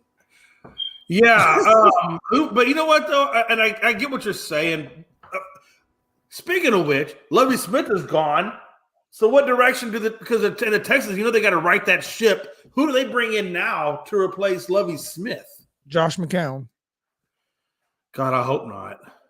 I'm not saying that's the right move, but I know. I'm just saying. I hope not. Jeez, I hope not. If they do, I'm giving up, man. On trying to think that the Texans can do something. Honestly, they're just. Remember, you've heard his name in the coaching conversation. But who wants to coach, and who also wants to play for the Texans? 2-3 seasons. I think Flores could do. I've been shouting Flores' name out forever. Every star player the Texans done had. Jim Caldwell is a good one. That's the one. Jim Caldwell is a good one. You said something very well, Damian. Jim Caldwell is a great one. But I think Jim Caldwell. I think he goes to Indy. I wouldn't mind. I think Caldwell goes to Indy. I think he's familiar with Indy. I think he goes to Indy before he goes anywhere else. And Indy has a great running team. Like you said, they still have a pretty good defense. He just needs to shore up the offensive line, find a wide receiver one, and then figure out who the hell to give the rock to in terms of quarterback. But I think some of those things can be addressed in the draft. Quarterback could be addressed in the draft. Derek Carr could be addressed before the draft. I mean, there's things that the Colts can do to solidify that team. Oh yeah, you know what I'm saying? Like, oh no, I agree with you. AP said whoever the Texans get, they're gonna fire in 2024. Facts. They fired teams. They fired coaches after the first year. This is the second time they did it. Who wants to coach for the Texans? But truthfully though, you know what? Honestly, Lovie Smith should have never been hired. Nothing against Lovie. I liked Lovie back when he played with the Bears. But that, I think that was a gap fill coach. I think Lovie was just a gap fill coach, which I'm saying if you're going to gap fill, then why get rid of Dan Culley? Just keep Culley. And then you can let him go after the second year if you think there's a better candidate out there. So I didn't agree with them the first time. When they got rid of Culley, I said keep Culley until you can get the right coach that you think is in there. But bringing in let go of Culley just to bring in Lovie. Only let go of Lovie and bring in maybe somebody you're really trying to get, whether it be Sean Payton or Jim Harbaugh or whoever you think is the right guy. I mean, it's a discredit to Lovie, and it's a discredit to Culley, and it's a discredit to the Texans. Only reason the way they did all of it. Yeah, I agree. Lovie got fired is because he won the last game, I think. Yeah, I get that too. I mean, but if you're going to let go of Hackett, how do you not let go of Lovie? I mean, I'm just asking. I mean, I didn't think Hackett was the right guy for the job. Hackett has a better team. I didn't think Lovie was the right guy for the job. But here's the reason Hackett got a way better team. If you get rid of Hackett, I understand that, and that's a good point. If you get rid of Hackett, I don't necessarily think that you have to get rid of Lovie Smith just because, for one, Lovie's has a lot more experience, but two, Hackett had a lot more talent on that Denver team than what he did. You're right. Yeah, but I'm Russell just saying. Wilson. But at the same time, though, the standard is give a head coach 3 years. If he doesn't produce in 3 years, you let him go. Well, that used to be But the I think we standard, all but knew here over the last year, Hackett should have never got ended. that job in the first place. Honestly, the only reason Hackett got that job, we all know it, was to bring in Aaron Rodgers. That's the only reason they brought in Hackett. And then when they couldn't get Aaron Rodgers, it would have been a bad look if they said, Hackett, you're fired, you're out of here. Mofo. But no, I hope the Texans, they can get somebody and actually become a good organization, because the Texans has not been they got rid of like everybody. Their best players, Laramie Tunsil, traded. You got Brandon Cooks is about to be traded. Deshaun Watson traded. J.J. Watt traded.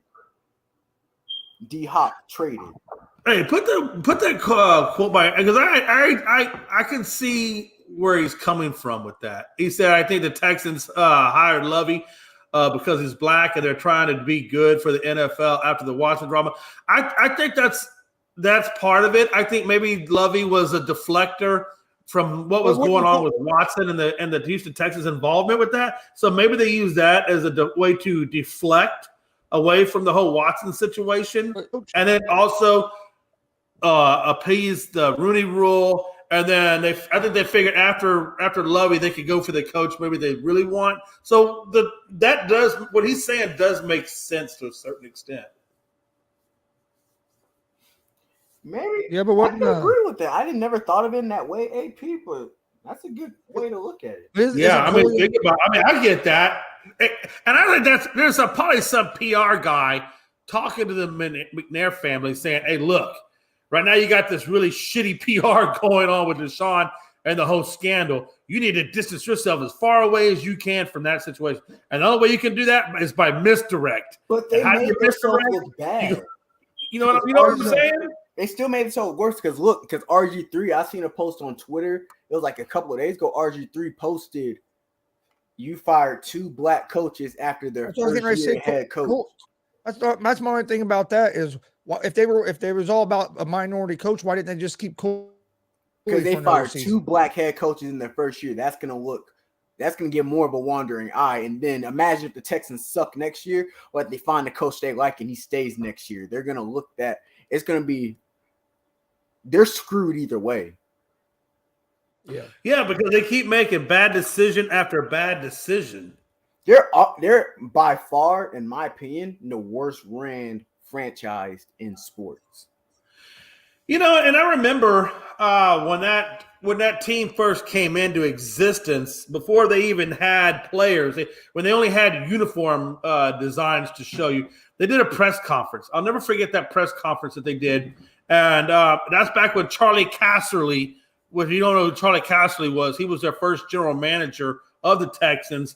And I remember that. They said everything we do is going to be methodical. Everything we do is going to be done a certain kind of way. We're not going to make rash decisions and things like that. So they really made you think that the way Texans were going to go about this whole building of the team process was going to be done methodically and with fruition. But you know what? That's honestly not at all what they've done. Everything they've done has been rash, and everything that they've done has been spur of the moment. So I don't know. I really felt like, when I look back on that press conference that they had when they first built the team, like what's going on with that? Yeah. Because they haven't really lived up to much of anything that they promised in that press conference. You all right over there? Huh? You got a point. No, I was just saying. I thought you were looking around like the house was on fire or something. Oh no, I was just seeing what these 2 dogs was doing. Damon says that Hackett wasn't the problem. You don't think Hackett was the problem? See, we agreed on something with Jim Caldwell, and now you're just saying nonsense. Now, what I will say is I feel bad how Russ is looked at now, but it's possibly true a lot of players didn't like him because how he carried himself. I agree on that. I think Russ could be very much a better player than he was last year, but it's hard to say Russell Wilson was not failed with Nathaniel Hackett. He was very much failed with Nathaniel Hackett. Hey, Jay, you on mute. Jay, your mic.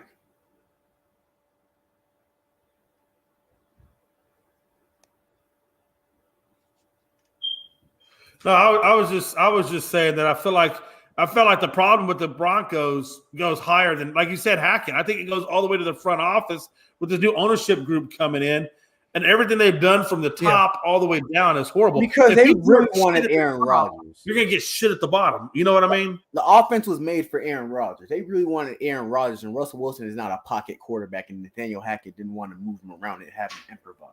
I think that was the biggest. He did not use Russell Wilson's strengths or his game at all.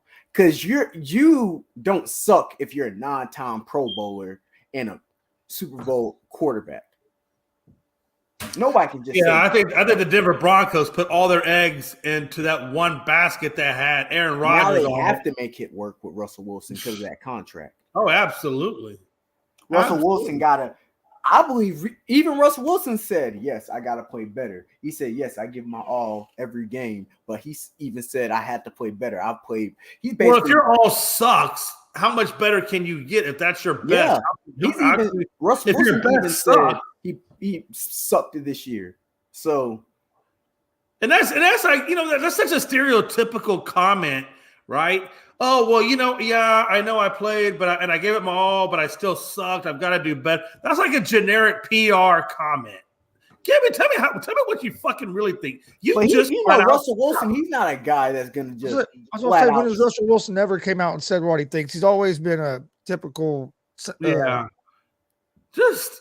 I think look at Aaron Rodgers. Aaron Rodgers says what he thinks, and when he says what he thinks, everybody thinks he's an asshole. He's like, they say, Aaron, what's the problem? He says the young receivers can't catch. We all know that. You know what would have been better? You know what would have been better from Aaron Rodgers if he said, "Hey, look, I got a lot of young guys here that have no experience. They're still learning how to catch the damn ball. It's my job as the leader of this team to direct my receivers and get my receivers on my page." You've said stuff like that before. What I'm saying is, though, there's a better. I think that goes back to what I was saying earlier about Aaron Rodgers. I felt like he does not. It's all about him. Like, he doesn't look for ways to say, you know what, I suck, but also I need to do a better job of leading my receivers. You look at guys like Tom Brady. Tom Brady doesn't say what he actually wants to say. He said it before. Tom Brady said it before. I don't say what I actually thinking in my head. Yeah, because Tom Brady's thinking about the money dollars. He's got to be careful. No, he has to be careful about what he says because his name is a likeness, or it's a brand. The Brady name is a brand, so he has to protect his brand. I just think like they look at dudes like Aaron Rodgers. Like, you hear guys say they have no help. Like Aaron Rodgers, he didn't say it before. Yeah, I gotta play better. We gotta play better. I threw interceptions, made some missed calls.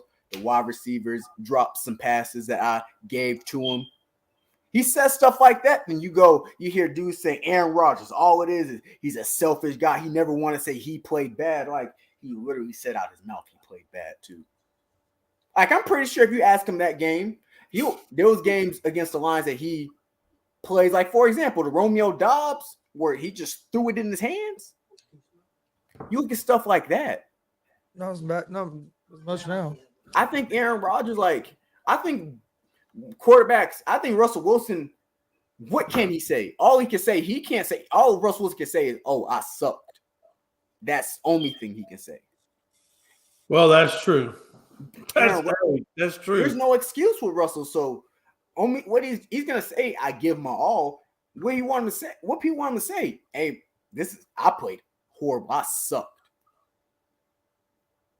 I'm wondering if a lot of that stuff is true. Some of the stuff that came out about Russ. No, yeah, because even Shannon Sharp, he's a former Bronco and he knows the organization very well. He said a lot. Russell Wilson has his own office. He has his own car.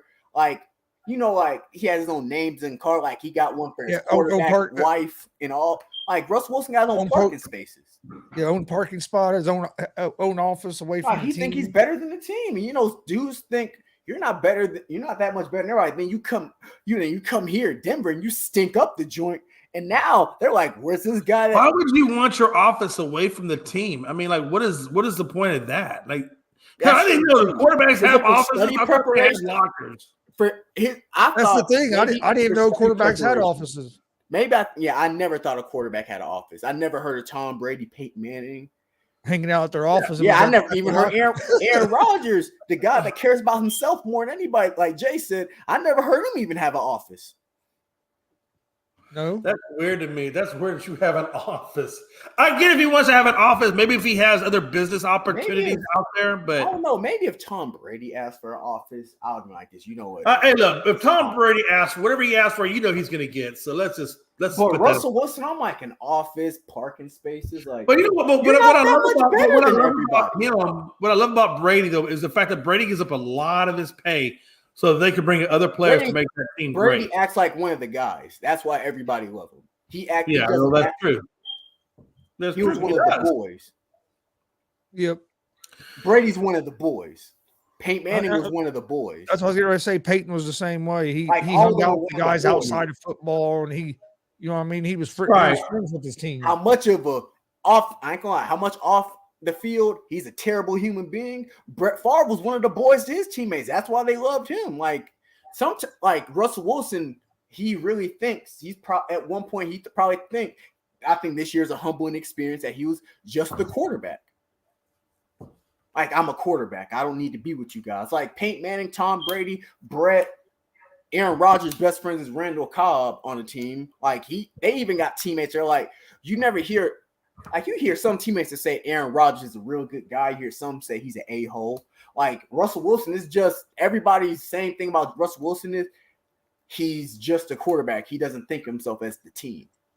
Like he's a different guy. So I probably think that's why he asked for his own office because I'm the quarterback. I need somewhere to study, prepare myself. I don't need to be around the team to prepare like this. And that really gave him a rude awakening because some of them defenses and offensive players. Yeah, that's it, though, right? Because you think you can do it all on your own, and it's a team sport. And if you don't have chemistry, if you don't have timing, if you don't have a rapport or a relationship built up with your receivers, and you expect this thing to work.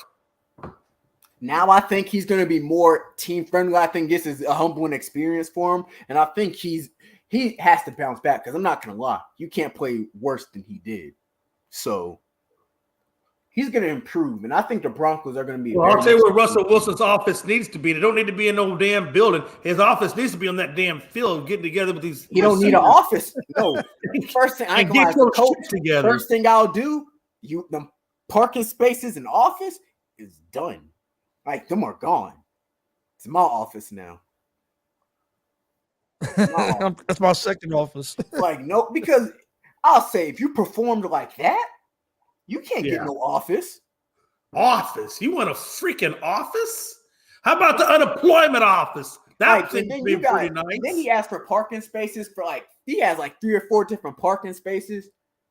And then Walmart bought this, so even before they sold it, the people that got Russell Wilson wasn't the people from Walmart, so. I'm not going to lie. I think next year, the Walmart might, if Russell's play bad, that whole Walmart, the whole organization, like the Broncos, the Walton family, they're just going to dismantle one by one.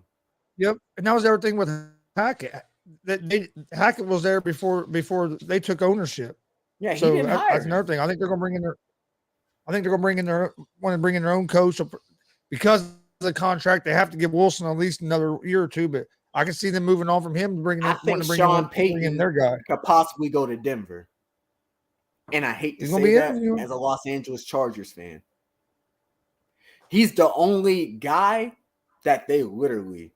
Let me ask you this, Deontay, real quick.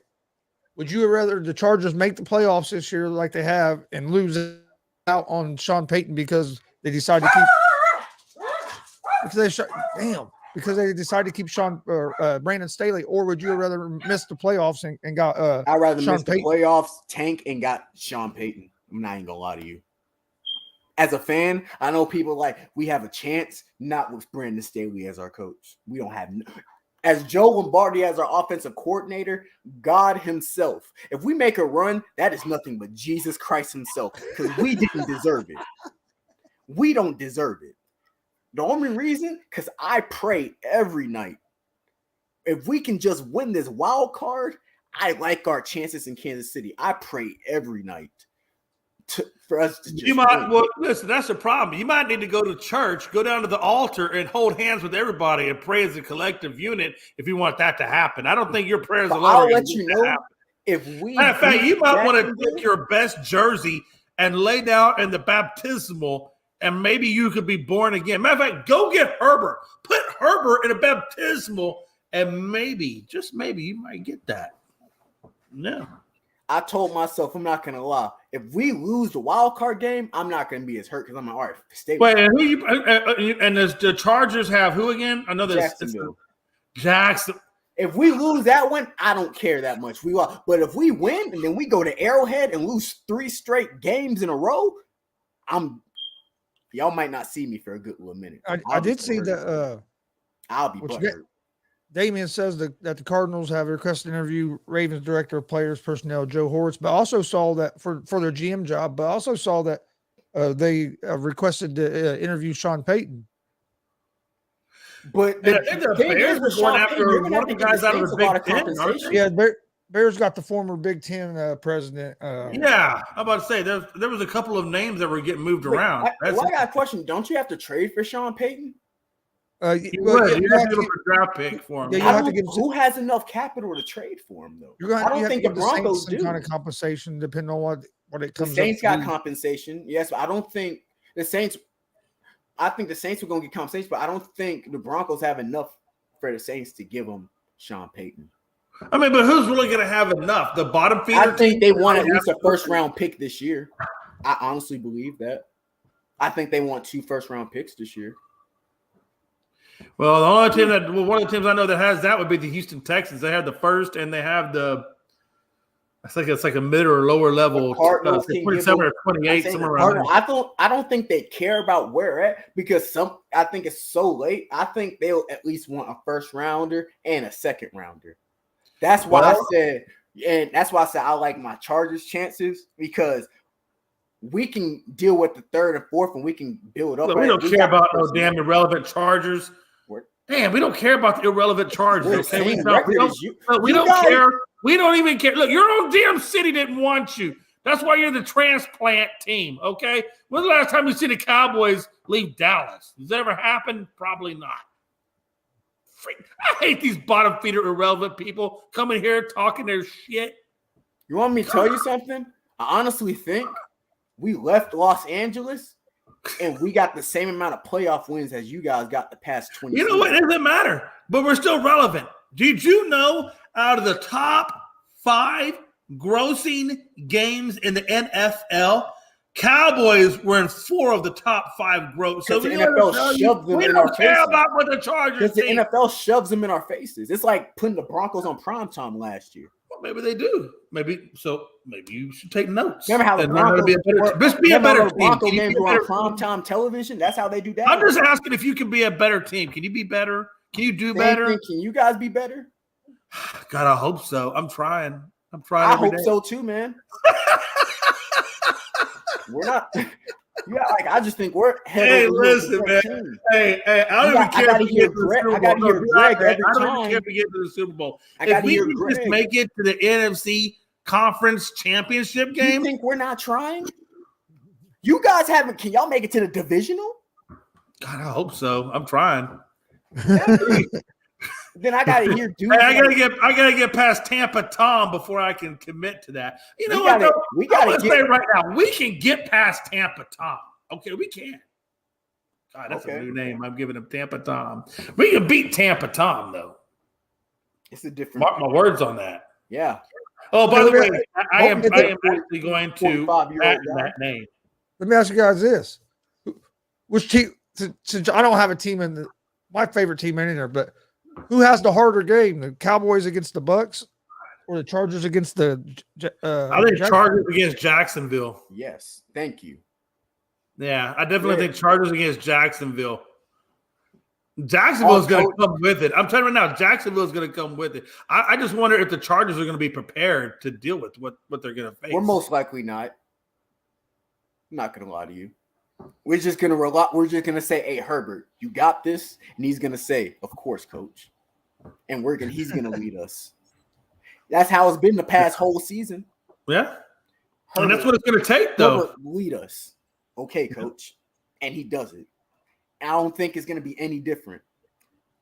But that's what you need. You need a quarterback that has that confidence that says, "Yeah, coach, I got you. Let's do it." He's one of the guys. But Trevor Lawrence is also one of the guys that tells himself, "Hey, coach, I got you." So you got to hand it to Trevor, though. Hey, I would be at home.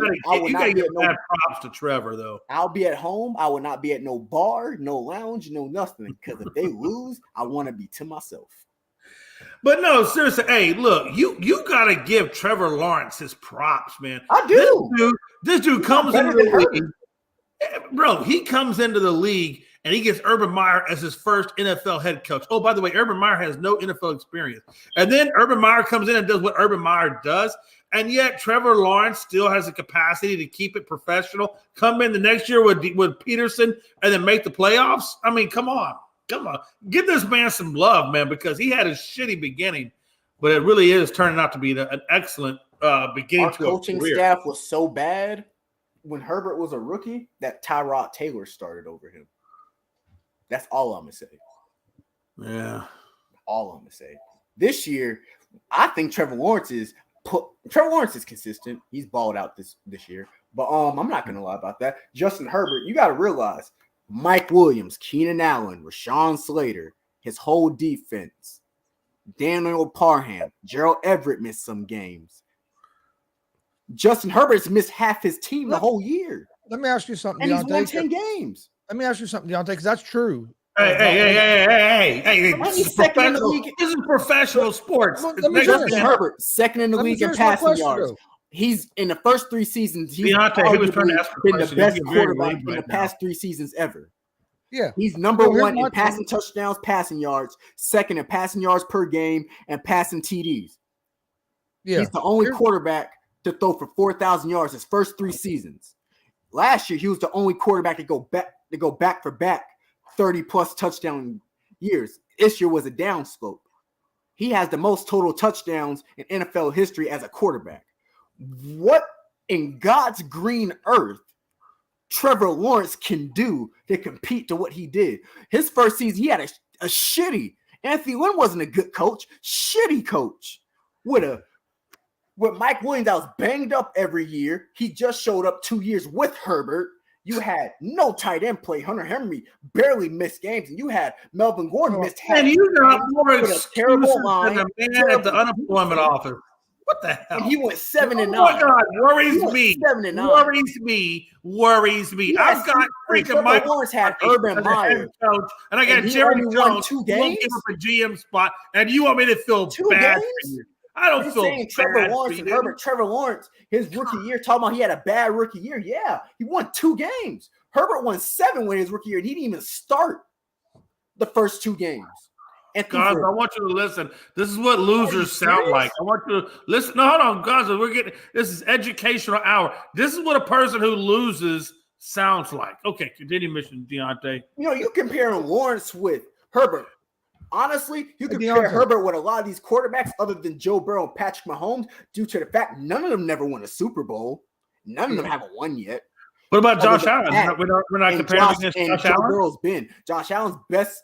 He's been in an AFC championship. And then when he played them that year, Kansas City beat the brakes off of them. That's true. Well, no, wait. Are you talking about last year? No, last year they played a great game. They played a great game last year. But they still lost. He hasn't beat Patrick Mahomes when he hasn't beaten Patrick. Justin Herbert hasn't beaten Patrick. Only guy has is Joe Burrow. So I honestly think it's Joe Burrow, Patrick Mahomes, and everybody else is a flip up, in my opinion. I think Joe Burrow, man, that team Herbert wasn't start, but man, once they heated up, man, I think if Herbert wasn't on the Chargers, he'll be more respected as a quarterback. But like Nick Wright, for example, want to compare Trevor Lawrence to Peyton Manning. and then call Justin Herbert Ben Roethlisberger. Hey, whoa. Deontay, that's your first problem. Listening to fucking Nick Wright.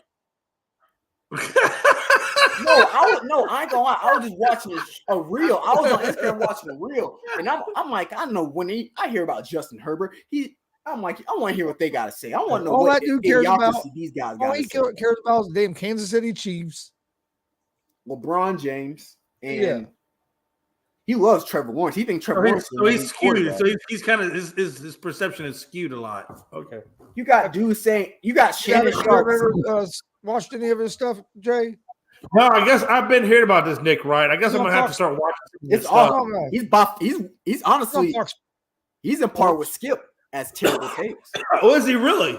Yeah, he's in par with Skip with Wow. Hey, Skip might be higher. Like around 3 or 4 in the afternoon, something like that. Comes on FS1. Oh, okay. Actually, it's on right now, so I bet you it started at 3. He has an explanation. He says why Josh Allen is one of the most overrated quarterbacks. I'm like, but you talk about Trevor Lawrence? I'm just saying, Jay, I understand Trevor Lawrence had a very good season this year, but talk about his rookie season, Justin Herbert didn't have. The best only thing you can say is he had Keenan Allen. I'll say he had Keenan Allen. He had him. But everybody else was banged up most of the time. And he won 7 games. Baker Mayfield had a good rookie season. Like Trevor Lawrence had a terrible rookie season. But also I can say Peyton Manning got a terrible rookie season and look where he came out.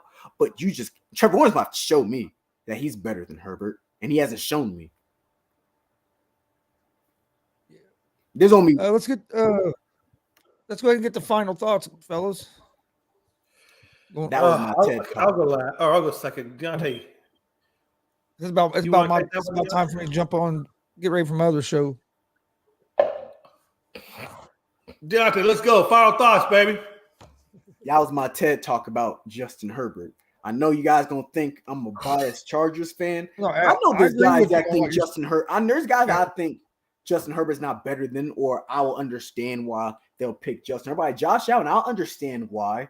I'll understand why a whole bunch of guys. I think he's a top 6 quarterback, but certain guys, I think they want to put somebody better than Justin Herbert because he plays on the Chargers, and people hate how he's just his fancy throws. He got one of the best arms in football. He competes with Mahomes. And Mahomes, everybody just loves him. But Justin Herbert's that dude. He's a very much an elite quarterback, he's a playoff quarterback now since he's been in the playoff. Not a winning one yet. He has to win one. That doesn't mean nothing until you win the Super Bowl, the big one as a quarterback. But he earned his respect. And I think we need to start respecting Herbert more than everybody disrespect him. Bolts up. Let's go Chargers. That's my final thoughts. Interesting. All right. Listen, guys. If you use right now promo code Chargers Suck, you can get $4 off at Taco Bell. Shit. Hate Taco Bell. So, and if you use promo code Aaron Rodgers is not a top 5 quarterback overall, well, you just earned yourself a right passage into heaven. Or $10 off at Hobby Lobby, whichever one comes first. Real quick. Oh, breaking news. Trevor Ball. Trevor Ball was released from the Dodgers. Hey, Captain Obvious. You're about a day late and $1 short. And you interrupted what I'm saying to tell me some shit that everybody already fucking After you said Chargers suck. I tell you what. Everything you said. Use promo code Deontay Kelly is about 5 steps behind every other human being in the thought process. And I'll give you $8 off at Supercuts.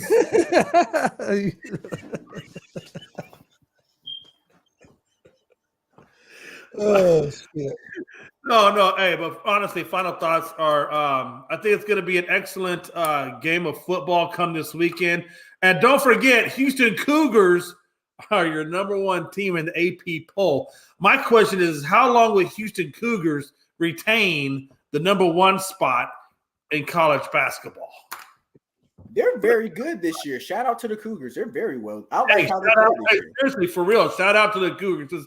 You're right, man. Hey, look, this team has not seen number one since the mid '80s when Five Slam at Jamma, Kim Olajuwon and company were at the helm. So that just tells you how long it's been since Houston's been back in the number one spot. So hopefully they can hold on to it. Hopefully this will be our year. Hopefully we walk away with a national title. We will see. But until next time, hey, I am H-Town grown, baby. H-Town in the house. And, hey, please tune in tonight when Gonzo will be with us on Unscripted Sports. Yeah, man, 7 p.m. Eastern Standard Time. Follow us on Twitter at Unscripted Guys. No, I apologize, Jay. They're saying they have to set – Dodgers have to pay him $12 million, over $12 million, and they reduced his suspension to $194. Yeah. Yeah, he's eligible to play now. It just depends on if somebody picks him up. Los Angeles designated him for assignment 6 days ago, and the day they released him, but everybody knew they basically had already said they were going to release him. Now we see who picks him up. But that's crazy. Over 12 I think the Yankees might. If I'm the Yankees, I'd be on them. I think it's dumb to tell anybody that they're going to release anybody. I don't think. Why are they giving away that kind of information? Like if I want to get rid of somebody, I'm not going to tell you, oh, we're looking for a trade, but if we don't get a trade, then we're going to release them. Well, hell, why trade? If I'm the Astros, I'd put him on my pitching staff just to keep him away from the other American League team. I get that. Trust me, and it does not hurt you to have Bauer on your freaking pitching staff either. That is true. I would get him just to. And you probably get him at a relatively cheap price because you're going to be able to get him at the cheapest price of his career. It's a PR stick on him, and he's a liability. Yeah, hey, look, Astros want to bring him in. I'm not. Hey, look, man, I'm not gonna protest it. Bring him in. Hell with it. Put him on the roster. I mean, look. At the end of the day, we know a couple of things, right? We know a couple of things. I'll make it real super fast. We know a couple of things. Number one, we know that he wasn't convicted of anything. Number two, we know that there has been conversations that it was consensual to the way that she was treated. Now, does that mean that May McLovin condones it? I do not condone nor endorse anything that Trevor Bauer has done. Matter of fact, I go the opposite way of what Trevor Bauer has done. But I will say this. Let the man be in peace. He wasn't convicted of shit. And so if you're not convicted, you're still innocent. You're innocent until proven guilty. So let the man live. Damn. Oh, he'll get on a team. If Deshaun Watson can get back on a team, Trevor Bauer no shit. Hey, if Deshaun Watson can get on a team, oh, hell. My final thoughts. Thank everybody for joining us today. Hit that subscribe button on YouTube at Gonzo Sports Room at the All Sports All Plays Network. Like Jay said, join us tonight, 7 p.m. Eastern for Unscripted. Here in about 15, 20 minutes, we'll have Easy Money, a sports betting show. Come join us for that. I had a pretty good day on my picks yesterday. Where'd you go, Gonzo? How'd you do yesterday? I went 1, 2, 3, 4, 4 and 2 on my picks. You went 4 and 2. So if I bet all 4 of yours, the 2 would cover the 2, or maybe even go a little past, depending on how much money you bet. I missed two NBA games last night. I might have to subscribe and do a little. The Wizards hit a last second shot to beat the Bulls. That beat me. And then I had the Pacers against the Knicks. I had the Pacers at the +4.5, and the Pacers lost by 5. Oh, damn. A half a point? A half a point? Both the ones I lost, I was real close on. So, yeah, it happens. That's part of betting. Oh, no, it definitely happens. And you're right. That is a part. I should say picks. All right, man. We appreciate everybody joining us. Big thanks to G for jumping on. I thought we had a good show today. We'll see you guys tomorrow, 1 p.m. Eastern. Tomorrow's Friday, so Jay, you won't be on tomorrow, right? No, I won't be on. Yeah, tomorrow I got my appointment. All right, but we'll be back tomorrow, 1 p.m. Eastern for another episode of the ASAP Afternoon Blitz. Hope everybody has a great day. See you tomorrow.